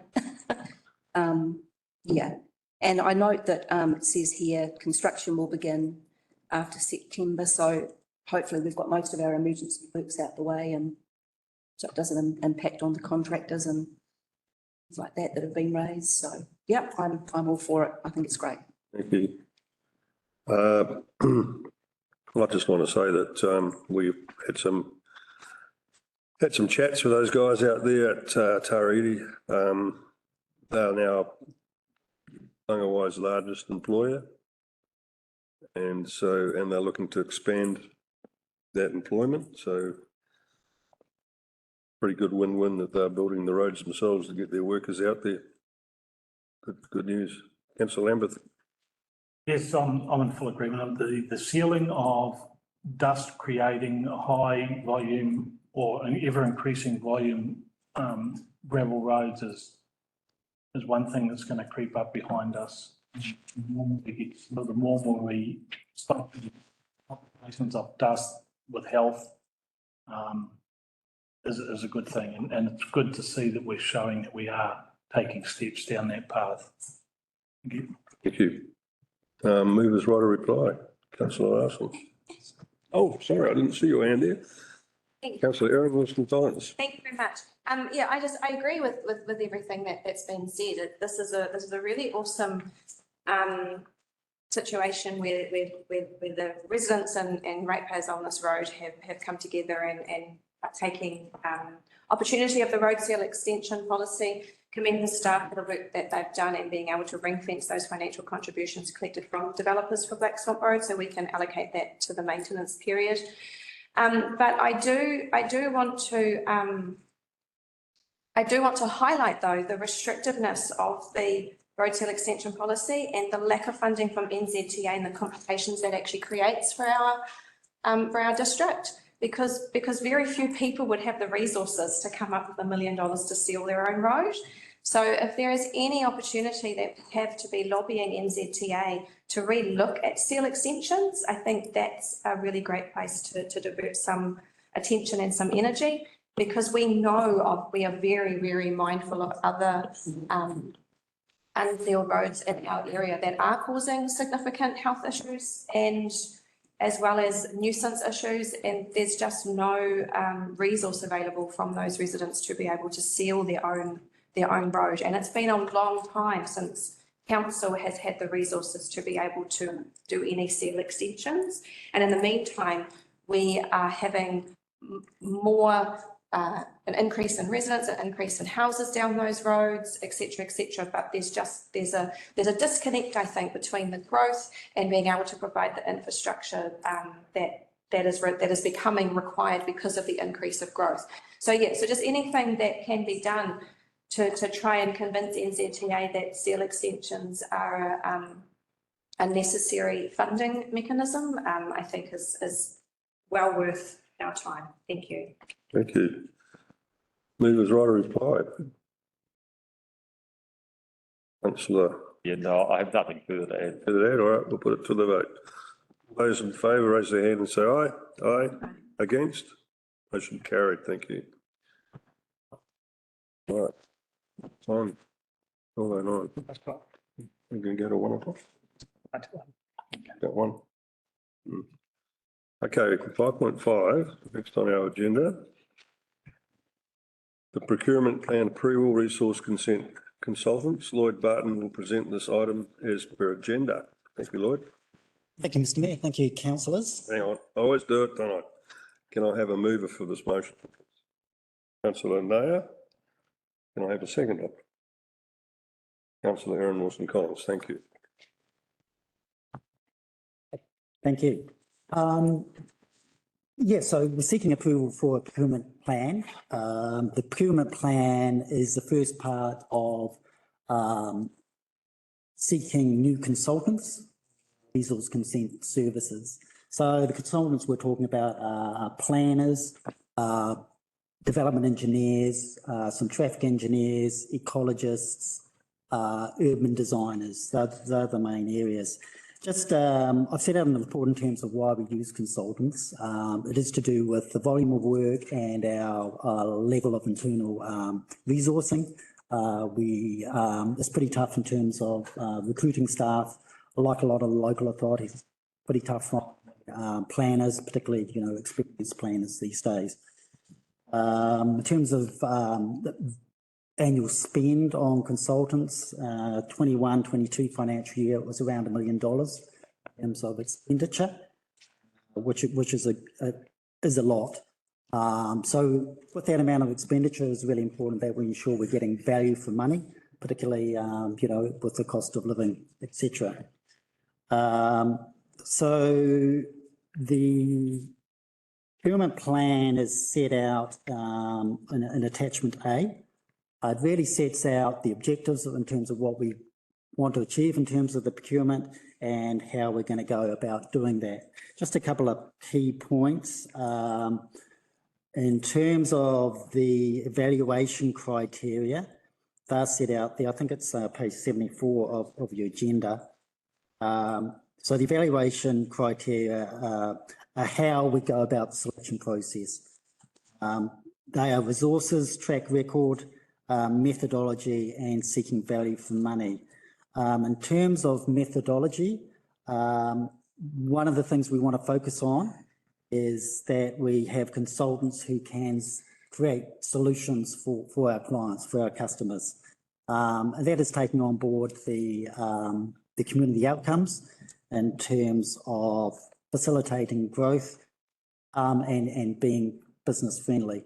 So we want consultants who are best equipped, have the best skills to be able to deliver on that. The procurement involves a two-stage process.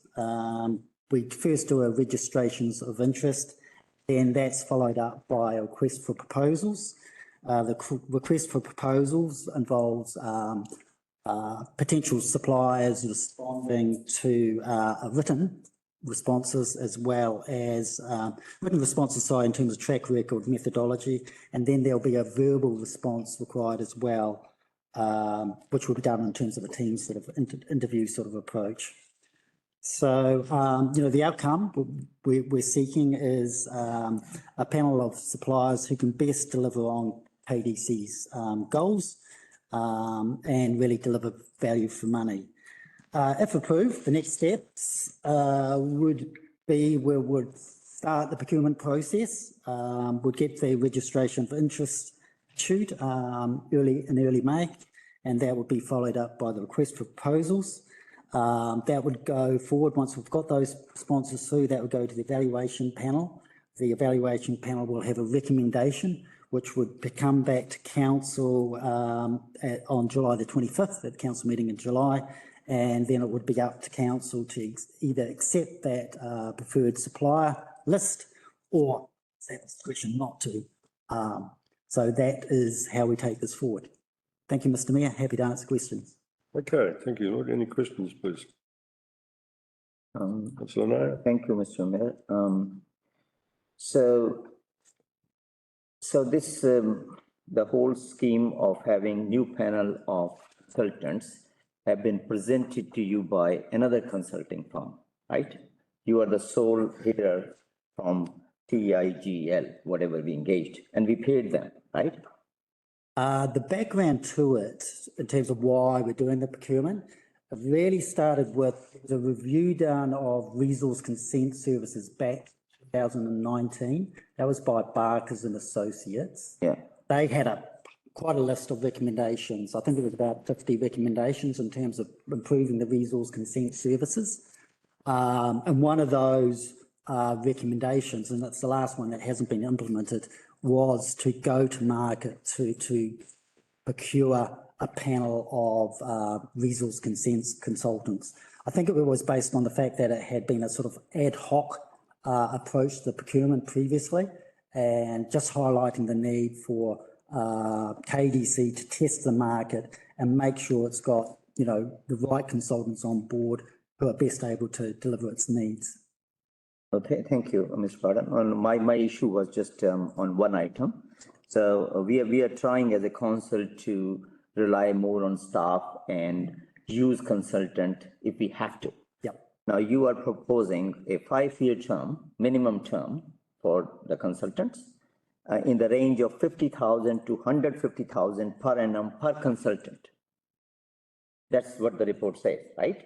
That's a huge ask. So it's all for resource consent. Do you believe we'll have enough resource consent to justify this amount of commitment? Yes. Look, the level of volume of resource consents will go up and down. It's really driven, your consultant use is driven by two things here. One is obviously the volume of resource consents coming through the door. Maybe some moderation of the current level. Really since November, we've seen a decline of around 20% in terms of the volume of resource consents. So you're right, there could be a decline in the volume of resource consents. That's one factor to consider. The second factor is it's driven by your internal staff and your vacancy rate. At the moment, we have a vacancies of around 4 to 5 staff. So that affects how much consultants we need on board. Now, this proposal it's not guaranteeing consultants a given volume of work. It fluctuates, there's no guarantee. So the first port of call will always be to use staff. Okay. Depending how many we've got, and only the overflow will go to the consultants. And as I said, that's driven by volume and staff numbers we've got at any given period of time. No, that's good. It's just that because you're saying 50 to 150,000 per annum per consultant, the current contracts costing 1 million a year. Yep. So you expect the same flow to continue because it's a big commitment. It's $5 million we are committing. Yep. Thank you. Councillor Manderson. Thank you, Mr. Mayor. Through you, can I ask firstly for a little bit of guidance? I wish to conditionally oppose the motion. I'm suggesting it should be deferred. Is this a question or a statement? Councillor Manderson, is this a question or a statement, please? I actually have a question and I have. Hang on, just a minute, please. This is the time for questions. Statements come later. Is this a question or a statement? Neither. Or are you leading up to an amendment? I think it's a statement. We'll make out a statement when we get to the statements, okay? Yeah. Any further questions? So, Panera. Thank you. I have 2 questions. The first question is, have you considered that the availability of contractors will make it too easy for council staff to draw from that pool when they otherwise would not have? Given that previously it was on an ad hoc basis, which would require them to get in touch with certain contractors, whereas now we're like, here's a pool of 5 people that you can draw on at any given time. In some ways, there's no change in the status quo on that aspect. How the allocation of work goes, as I said, we always want to maximise our internal resources first. So we meet, the resource consent team, for example, meets 3 times a week. We look at what's come in that week and the allocation of work across the team, who has capacity, who doesn't, the applications that have come in. And it's only what we can't handle internally. So our resources are maxed out that we allocate to consultants. That's what we do now, and that's what we will continue to do if this gets approved.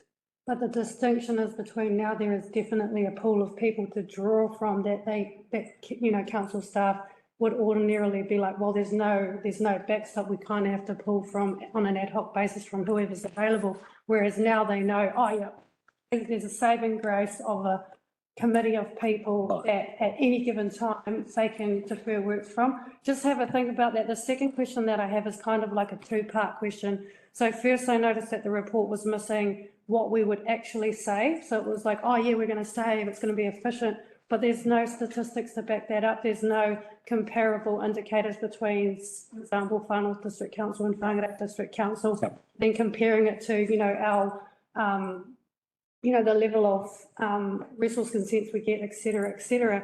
Then the second thing is part of the recommendation says that this implementing the procurement plan is approximately $40,000, excluding staff time. This can be accommodated within the current budget. How do we know it can be accommodated within the current budget when we haven't considered the staff time, and wouldn't the staff time be increased because now you've implemented or want to implement a performance framework which would require staff to oversee whether the performance was at a given level. So there's like a lot of factors and variables in here that you need to delve into a little bit more. And I don't think that 40,000, like we need to see the overall picture and the implementation of it. Maybe I could comment on a couple of your points. Just in terms of the costs, I have consulted Far North and Whangarei in terms of, the way they're approaching use of consultants. And again, they have quite a high use of consultants, given the volume of work, and they're struggling to recruit as well. They've just applied a similar approach what KDC has done to date, which is pretty ad hoc. I think the benefit of going to market is that KDC can say it's gone out and tested the market and got best value for its dollar by going out there and going through that evaluation process. So while I can't give you a comparison in terms of where we are now and what it would look like in terms of definitive savings, I think in terms of accountability, in my view, I think Kaipa District Council will be in a lot better place because it has been proactive, gone out to the market, gone through a competitive process to select who it thinks is best to do the job. Councillor Larsen. Oh, thank you, Your Worship. Yeah, thanks for the report. With regard to the long term, the 5 years, if we end up with consultants that aren't performing how we want them to performing, is the way that will be managed is through their contract? There'll be clauses in their contract. We can terminate them if they not achieving what we want. That's correct. Yes, there'll be performance criteria in the contract, and you're correct, they can be terminated substandard. Okay. Who determines the termination? That would be either the manager resource consents and also in consultation with the director as well for termination of the contract. Councillor Vincent. Thank you, Mr. Mayor. My question kind of follows on from Councillor Larsen.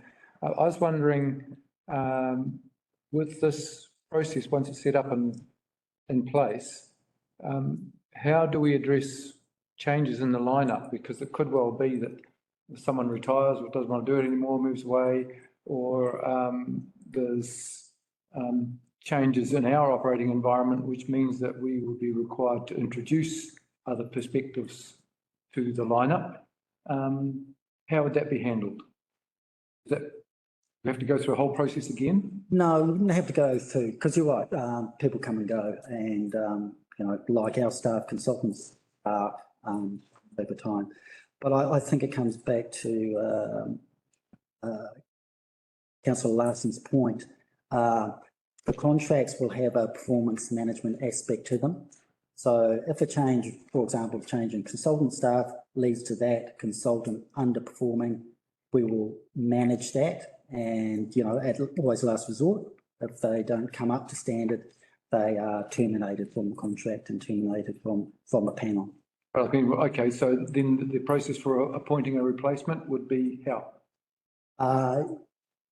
There would be consultation with us in terms of, you know, if generally what will be offered will be a range in terms of levels of planner from, you know, fairly junior level to more experienced senior level.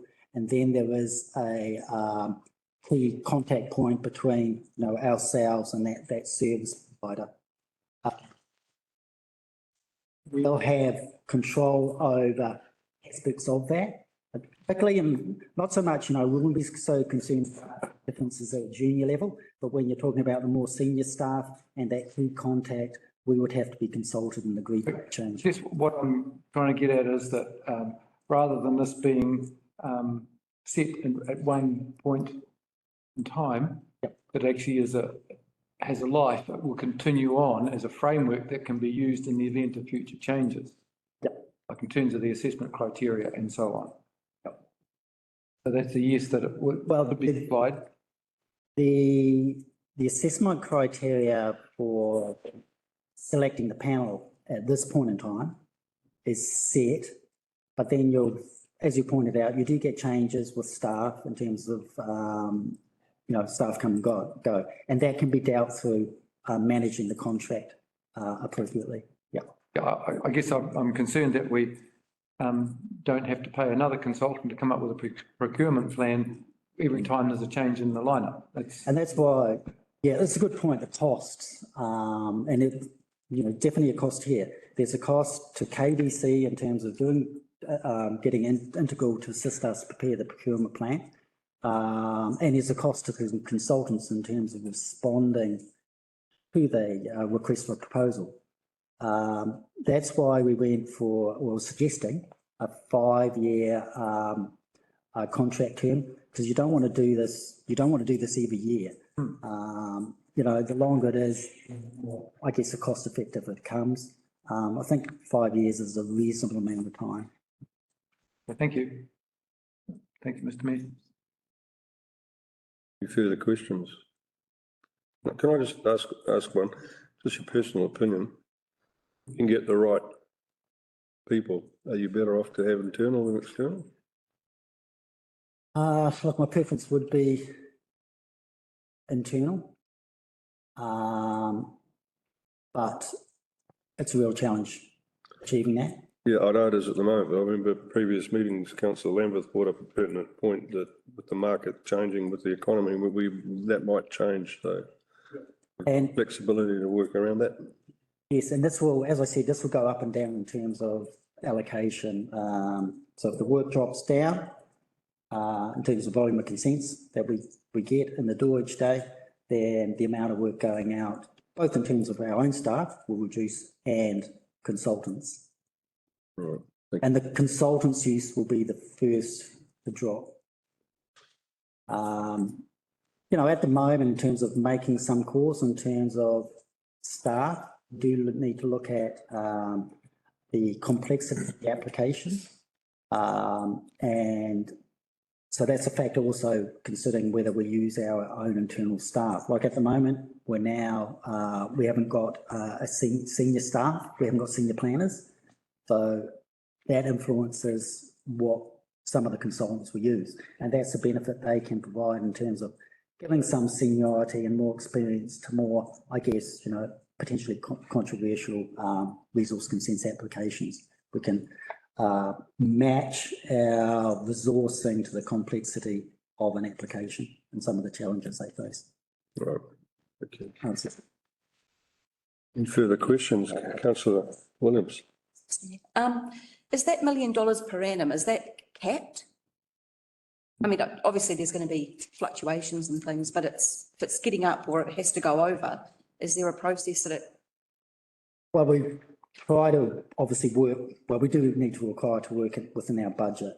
One thing with these costs is it's generally user pays principle for the resource consents. So if the costs go up, so does the income in terms of the applicant paying the cost for their application. So there's a balance. Yeah. Thank you. Any further questions? Councillor Lambeth. There is a penalty clause if things aren't, when council staff are doing it, we take it on the chin. When private sector is doing it, do we pay their fine? Or are they expected to take that as a risk of being in private sector? We negotiate. Okay. We do our best. We are more vulnerable. KDC itself is more vulnerable to those sort of costs than the consultants. But, you know, we can apply pressure for those consultants to come to the party. And, you know, we do consider it in terms of the ongoing work that the consultant does for us. If we have a consultant who's starting to build up, you know, some issues around their fees, obviously that's a factor we'll take in terms of allocating work to that consultant. Any further questions? Through Chair, just one clarification to Councillor Lambert question.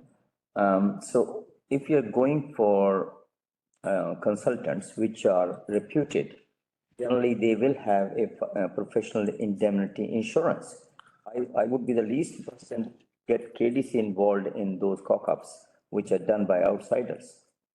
Yes, part of the criteria, there'll be some mandatory criteria, and they will have to have public liability insurance and professional indemnity insurance. I haven't decided on the exact figures for that, but we'll consult our insurer to make sure those figures are appropriate before going to market. Yeah, and can I ask how much these people charge to look for the consultants, TIGL, roughly?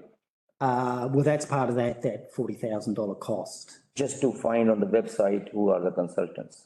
They did, isn't it? No, what we do is, in terms of doing the calling for the expressions of interest, we will, that will be go out through GETS or Tenderlink, so that would be public, and we'll also invite those that either we're currently using or think are potential suppliers out there, just to make sure they're aware of it as well. Yeah. Thank you. Thank you, Mr. Mayor. Any further questions? Councillor Nair, move a statement, please. Thank you, Mr. Mayor. Anything in the direction of improvement is a welcome thing. But in saying that, anything new brings the new risks as well. And I think it's very important for this little council to balance the two things. And I hope the new consultants are taken on to improve efficiency of the system in terms of resource days in resource consenting, the quality of resource consent, rather than giving us new liabilities, which you refer to it. So in saying that, it's a welcome move, has to be executed. And in future, probably I should be of some assistance in finding the consultants on websites rather than engaging. Thank you. Thank you. Seconded statement, Councillor Wilson Collins. Okay, any other members wish to speak? Councillor Manderson, go for it. Councillor Larsen. Manson wanted an amendment or something, that's proposing. No, I'm not sure what he wanted, but this is the time to speak. Councillor Larsen. Thank you, Your Worship. Yeah, I think that the impression I got from the report there was that Lloyd, the manager, has a good understanding of the direction that we want to go as a council, and clearly articulated that to us. And I think that council staff are doing an excellent job of heading in the direction that we want things to go and being more user-friendly and customer-focused within the balances of our obligations as a consent authority to be impartial. I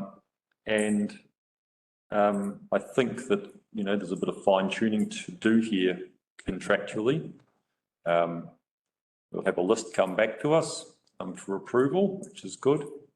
And I think that the point that Councillor Lambeth raises about specifically the resource management discount on administrative charges regulations 2010 is quite pertinent. And, you know, I think we need to look at those contracts making consultants accountable for pay. Now, that's not an easy thing to balance because the delay may be partly attributable to council staff, and so we don't want to penalise unfairly if, in fact, they've done their job but they weren't given you know, information in a timely manner. But if they are responsible, then having them have their fee that they receive discounted in the same manner that councils had to discount the fee might be a good way of achieving that accountability. Thank you.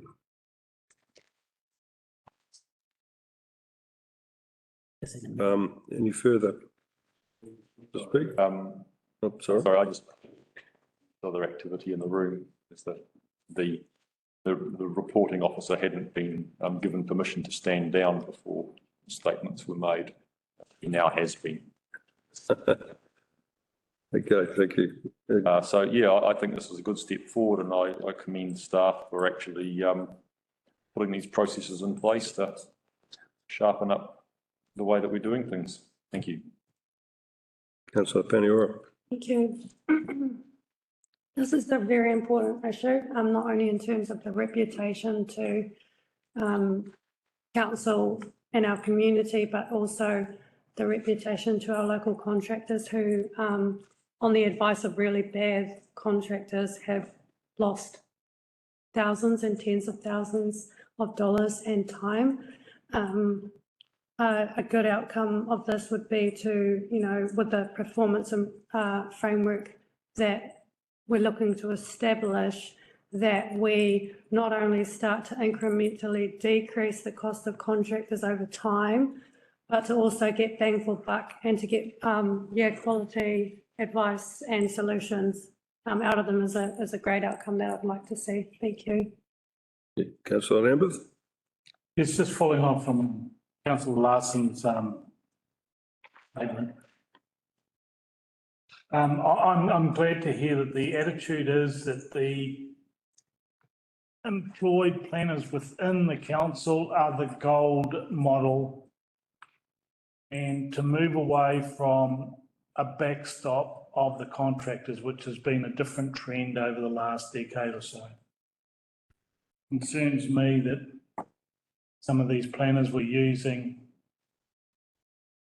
the ability to set up their own private firms to even make decisions on work that they had been involved with in the council was very, very concerning. So that move back to in-house planners is, and that attitude of getting back that way is one that I fully support.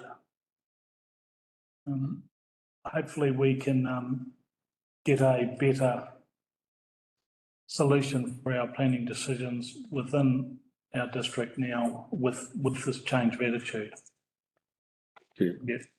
Well, actually, I agree with Councillor Paniora. It's one of the most important decisions we need to make, considering our visions for the future are that we make processing easier within our council for people to do things that are important to get more ratepayers and businesses into our district. And the cultural change we're trying to drive, I think that as a mayor, with some of the biggest issues people put before me, other than roading, of course, is how frustrated they are at times with the process of trying to reach or get consent. And so it's something we need to work particularly hard at. CE Maris wanted to make a comment. No, thank you, Mr. Mayor. Like I did before, it's fine. I think we're moving on. Okay. All right. Movers right of reply, Councillor Mayor. No, I think we have started in a good, nothing more to say. It just has to be managed in the way that it's not causing any grief to ratepayers in either in terms of inconvenience or money, because the consultants are charged by time. So, thank you. Thank you. Sorry, I'll put this to the vote. All those in favour raise their hand and say aye. Aye. Against?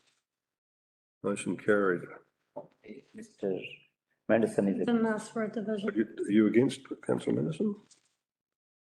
Got it. And you'd like that record? Thank you. Okay, the next item on our agenda, which we'll get through before lunch, is 5.6, standing orders adoption. Let's have a look at this. I'd like to move that we go with the recommendation that we adopt the standing orders provided attachment A or B.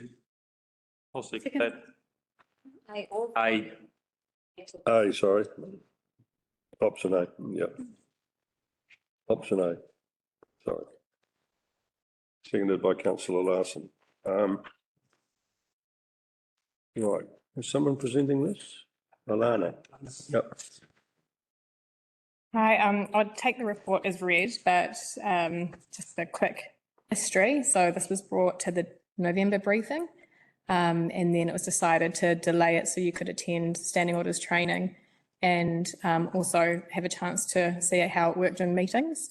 And then at the April briefing, the direction was that we were quite happy to remain with the current standing orders, which were adopted at the last term. So, yeah, if there are any questions. Okay, any questions, please? Okay, you can stand down, Alana. Yeah, I'm like Lloyd.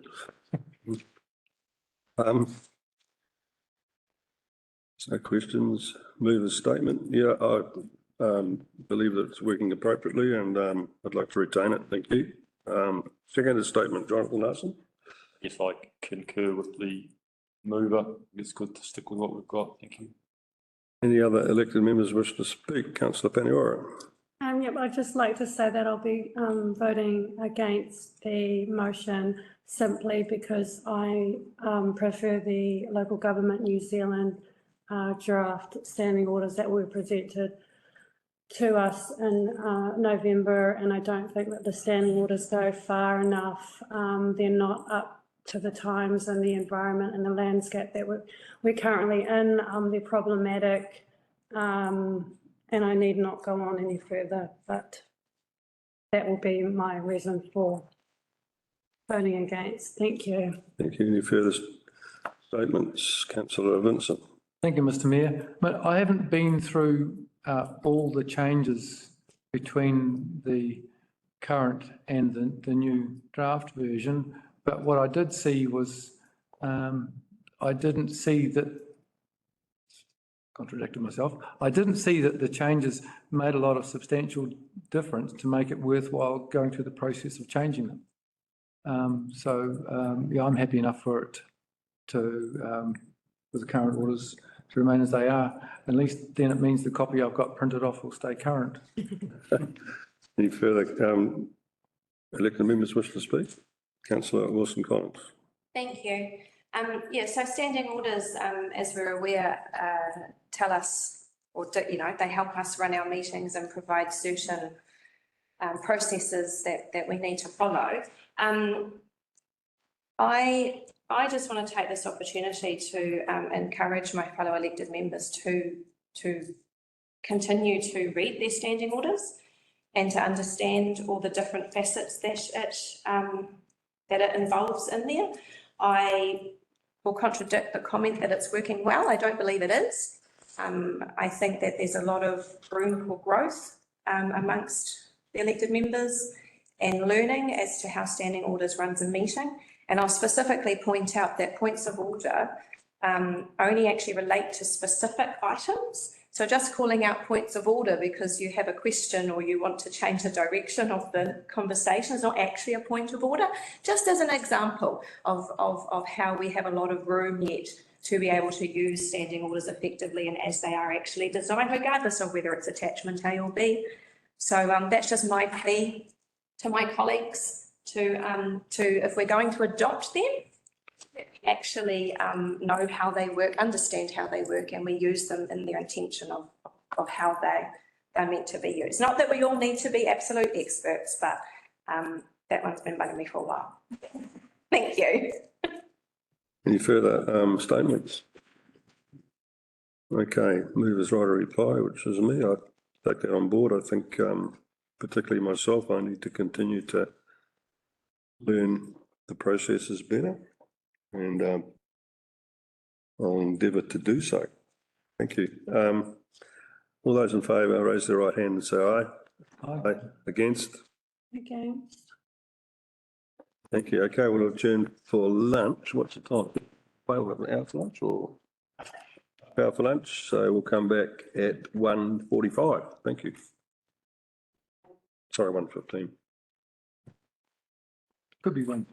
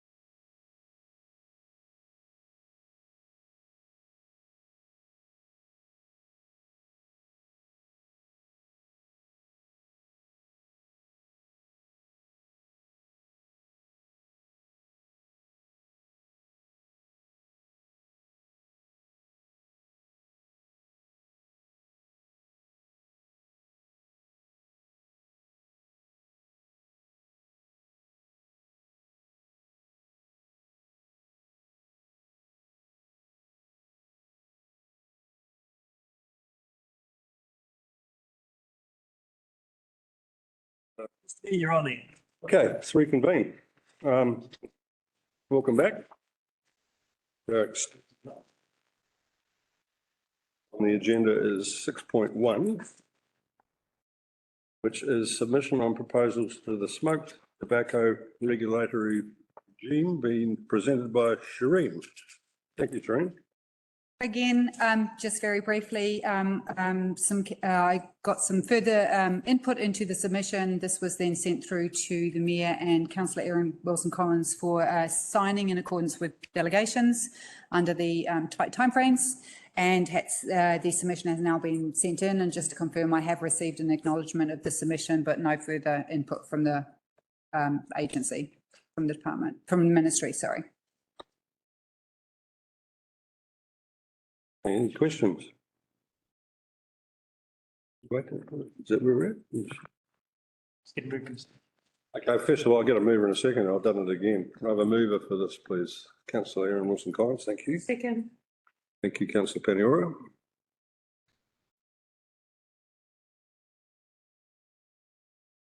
Okay, so we've got any questions of the staff from elected members?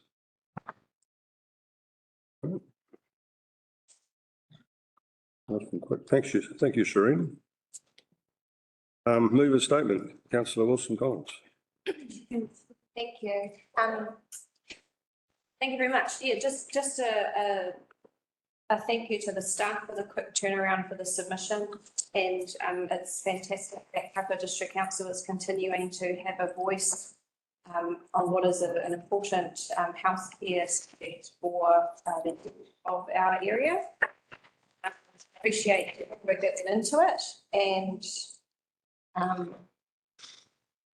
just want to thank the elected members as well for allowing those delegations so that the submission could be made in time. Thank you. Can I have the seconded statement, please, Councillor Paniora? Further comments, just concur with Councillor Wilson-Collins' statement. Thank you. Thank you. Any other elected members wish to speak? Okay, movers right to reply, Councillor Wilson-Collins. Nothing further to add, thank you. Okay, I'll put that to the vote. All those in favour, raise your hand and say aye. Aye. Against, motion carried. Thank you. Okay, we move to the next item on the agenda, which is 6.2, Local Governance Statement 2022. To be presented by Shireen Mundy. Can I have a, prior to that, can I have a mover for this, please? I'll move it. Councillor Erin. Seconder. Councillor Vincent. Thank you, Shireen. Kia ora again. The local governance statement is a legal requirement under the Local Government Act. In plain speaking terms, how I explain it to others is that it's council is required to put make a document available so people know where to find information about certain aspects of council. So it is not required to contain the information, but it is required to reference the information so that people can find it should they so choose to. So various teams have been involved in putting the documentation together in accordance with the Act, and that's now been published on the website. Okay, Councillor Lambeth. Just a real simple question. Does it have links once we go there? Or is it not got that?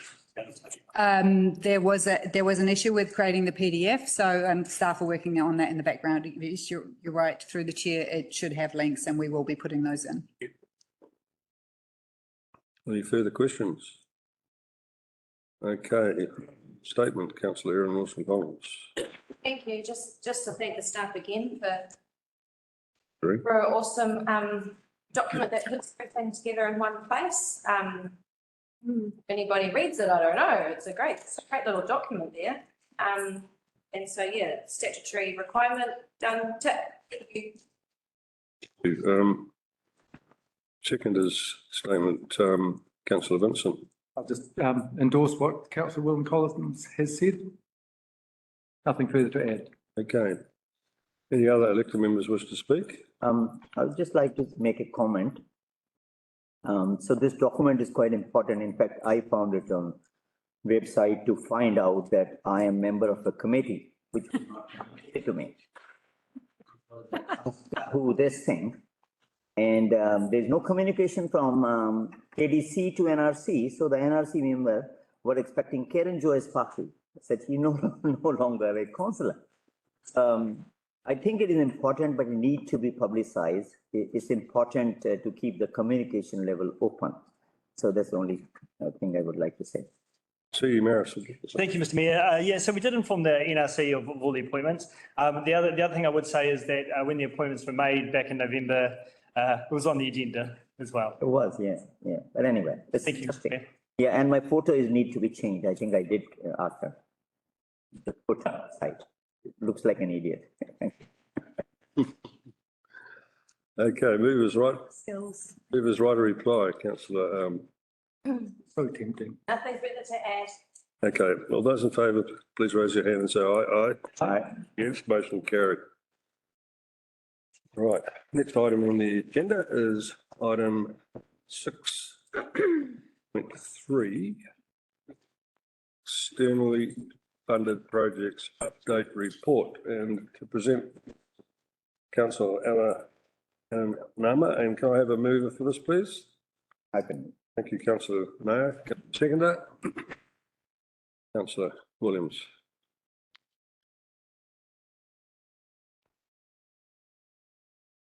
Thank you, Mr. Mayor. I'd just like to introduce Helen Ronaldson. Helen is my planning and delivery manager. She joins us from Far North District Council, where she left probably about a month ago, and is with KDC for up until September while we're going through a bit of a recruitment. So I'm going to get Helen to take you through the report. Thanks, Annan. And it's actually 2 months tomorrow since I joined KDC. So it's nice to be here in front of you all. So the report is basically to be taken as read. It's for your information for updates. So if you've got any questions, feel free. We've tried to include a little bit of different information this month just to focus on the current projects, because there's been quite a few projects over the last 3 or 4 years that have been completed and moved through. So we've had lots of funding for lots of different things, and there is actually another TIF round opening up now. So this will just keep rolling through with various projects that get accepted. So we've got 6 projects in construction, and there's project status reports for each of those in the appendix. And in the financial table, next month we will go back to including the funding received column, which is missing from this particular table. We just had a bit of a mix up with what funds had been received for which projects. It took a little bit of time to work that through, but we're on top of that now. So has anyone got any questions? Councillor Vincent. Yeah, Mr. Mayor, in several places through the appendix, reference in the project report about things being scheduled for completion by the end of March. Have you got any updates from these reports on the status of things? I'm particularly interested in the called the Kaihu Valley Trail and also the Poto Wharf. Yep, so Poto Wharf has had to have an extension. They were meant to get most of one of the lots of pilings done in the first week of April, and that didn't happen because of bad weather during the low tides. So that's now scheduled for the first week of May, so across the 5th and 6th of May. So that will extend out. They're expecting all physical works to be completed by the end of June. Okay, Kaihu Valley Trail. Yeah, that's end of May is our scheduled completion efforts. Okay. So yes, we will get those updated on the report. So like in terms of other cost blowouts or anything like that, as a consequence of the delay? No. No, for Poto, we've built in some contingency, which the council approved. Okay, I didn't write down where it was. I saw that reference, but in at least 2 of the reports, there was a reference to things being completed by the end of March. And that was, I'm not sure if there's other ones as well there. Other members may pick those up. So, but there isn't anything else you can think of that's needing to update these reports from? Oh, there will be updates. These reports are from the end of February, so they're now almost 2 months behind, and that's just timing wise. Like the Kai Water project, you will have seen in the Lifestyler, there was the article about the squash. and that's now looking to be wound up. There's a small amount of money left, but there's not enough to do another trial. So they are just asking some questions about whether anyone else is interested in engaging with us for another trial. Otherwise, we'll just wind that one down. Thank you.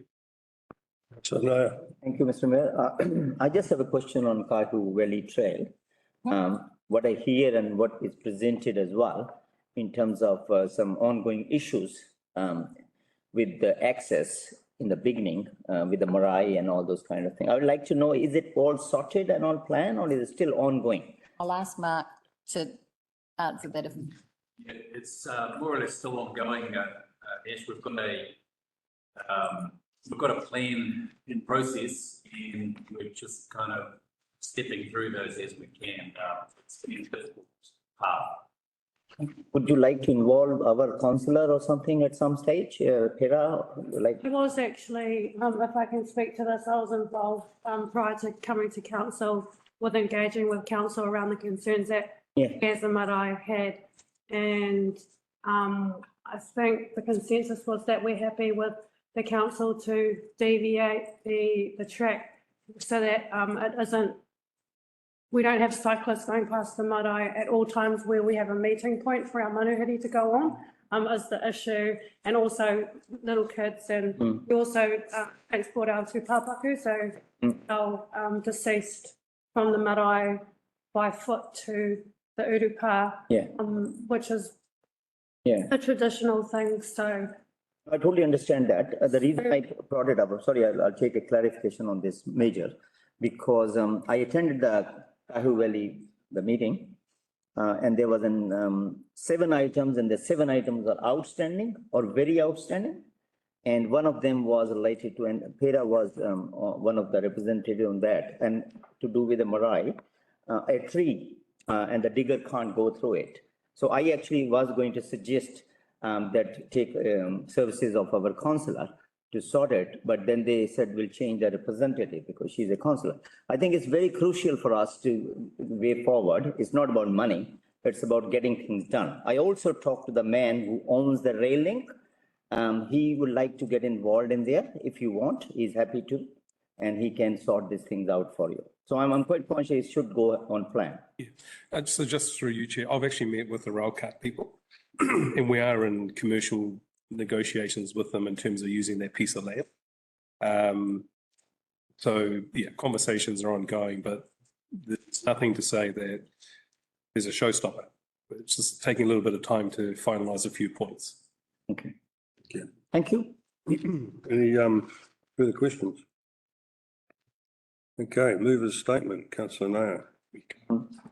Yeah, I can say that it's a good project, promising project, will bring a lot of revenues, visitors, and some life to this part of Kaipara. But in saying that, there are issues involved, lots of things as we know with mercury, with undergrounding or not undergrounding, and with, as I said, there are many issues. I hope this goes to plan, as planned, and doesn't go over cost as many of projects go over a period of time. So I wish it luck. Okay, councillor Williams. I'd just like to thank the staff for the updates. I think it's all, pretty clear that it's running on track, so it's good to see. Thank you. Thank you. Any other elected members wish to speak? Okay, movers right to reply, councillor Nair. Nothing more to add unless somebody asks a question. I'm happy to reply, but it's all good. Thank you. Okay. Move to the vote. All those in favour raise their hands, say aye. Aye. Against, motion carried. Okay, before we go into public excluded, our last one is, no, we've got a few more, sorry. Yeah. We have. Next one is Exceptions report. exceptions report 6.4. Mr. Mayor, there's a motion with the exceptions report to note the exceptions report, so we just need to move on this. A motion to note the report, is it? Yep. Second. Councillor Wilson-Collins, Councillor Paniora.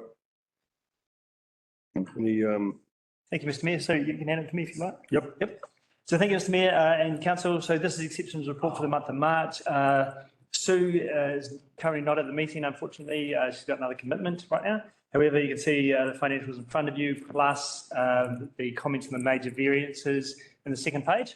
You'll see our activity revenue and budget for year to date.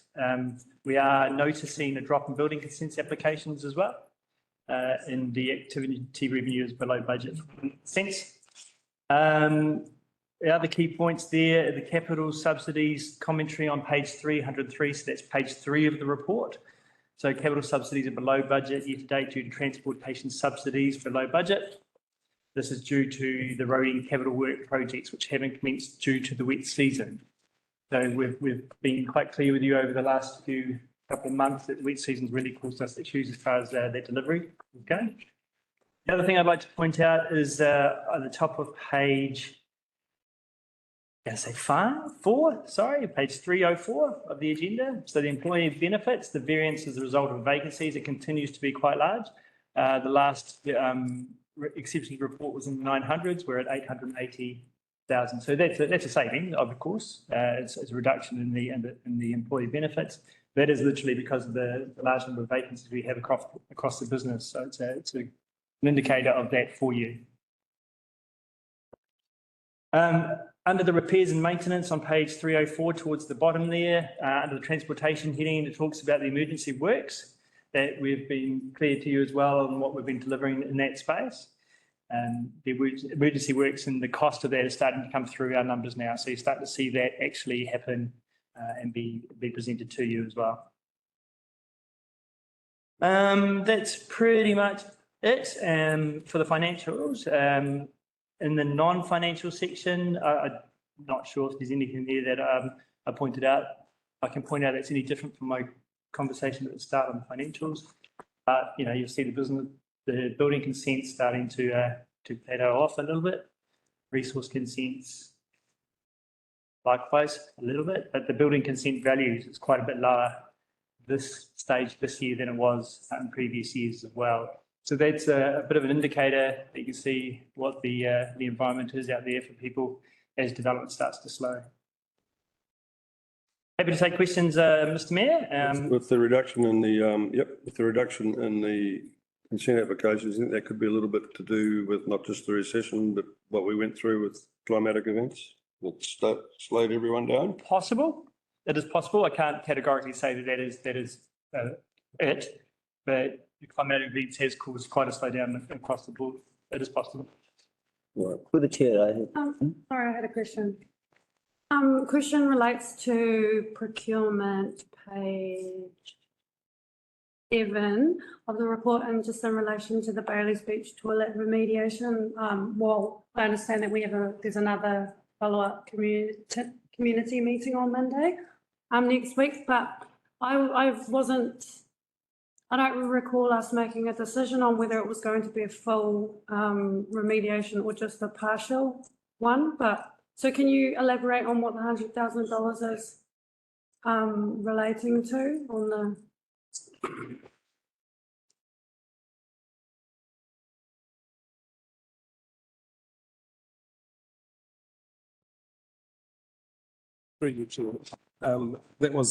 That column still needs to be updated once we have firm prices from 2 suppliers. What we did agree with the Bailey's Beach community meeting we had in November is that it's just a refurbishment of the existing toilets as best we can. It's not a new toilet because a new toilet will have to be in a whole new location. So it's making sure that the structural is retained within the structure and tidy up as much we can with the internal. So we've got a design. I'm happy to share that around to council as if we should see it. So we're just so just to clarify, we're just doing a patch-up job on it, and we're not doing what was also recommended in the report, which was to do a whole new toilet, or is that part of the longer-term solution?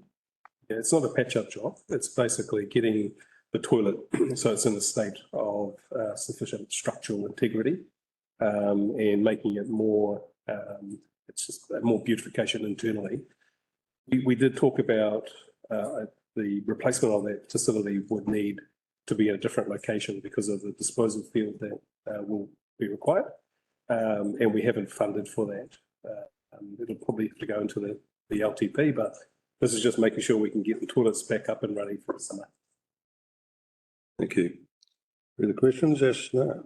Yeah, thank you, Mr. Mayor. I just have one question for Mr. Morris. The first item, the rates, penalties. Rates revenue, additional areas, but there's almost $1 million applied. 511,000 in month of July, 410,000 applied in January 2023. So almost $1 million in penalties. So can you elaborate what kind of rates they are that are not being paid? Through you, Mr. Mayor, no, I can't. What I can say though is I think what you're seeing is people in the community who are struggling to pay their rates, and therefore penalties be applied to them. So you would say that these 1 million will be waived through the usual waiver program?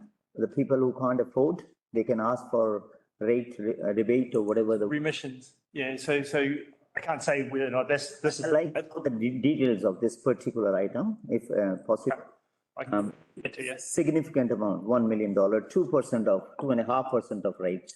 If the people don't pay it, what's the point of having it as a revenue item if we can't recover it?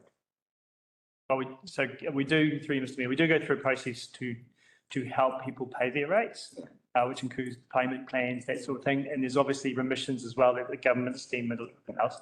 So we do try and work with people as best we can to make it easier for them to pay their rates. But I'll get the detail for you. Thank you so much. Cheers. Any further questions? Move a statement, Councillor Wilson. No statement, thank you. Second statement, Councillor Paniora. Nothing from me, thanks. Okay, any other elected members wish to speak? Okay, movers right to reply, Councillor Wilson Collins. Nothing to add. Okay, we'll put that to the vote. All those in favour, please raise their hand and say aye. Aye. Aye. Against? Carried. Righto. Is there a document for this? The resolutions register. Yeah, I haven't got it in this document here. Okay, we've got a resolutions register 6.5. Is there a motion there? Someone? Yeah, sorry, Mr. Mayor. So the resolutions register is a collection of decisions you've made, and just to follow up with an update of what it is. So there is a motion on the table to note the resolutions register. So if we get a mover and a seconder, then we can take questions. Okay, I'll move that. Second. Okay, thank you, Mr. Mayor. So on the agenda, there is the resolutions register. This is on every monthly agenda and just gives you an update on decisions made and progress for them. So happy to take probably individual questions rather than go through it line by line. Okay, any questions? No questions. Did you want some questions? So the information's all there? We're just noting it. People are reading through. Okay, I'm happy with that. Second statement, that would be Councillor Naya. I was in the middle of something, but that's all right. Okay. Meeting. Any other members wish to speak? Okay, movers right to reply. I do not want to reply. All those in favour, raise their hand and say aye. Aye. Against? Carried. Okay, so I put a motion to go into publicly excluded. I'll put that forward. Do I have a seconder? Yeah. Councillor Wilson Collins. Mr. Mayor, can I just interrupt for 2 seconds? Just to note in that motion that you're moving in public excluded, you're including the names of our Mercury Energy in that to entitle them to stay. Excluding them, okay. Including, yeah. Yeah. And they're first up, aren't they? Yeah. Yeah. Okay, all those in favour, say aye. All against? Motion carried, right. Thank you. Can we have the people from Mercury Energy, is it? Line? No. Oh, Alana, sorry. Just got to stop. Made a point.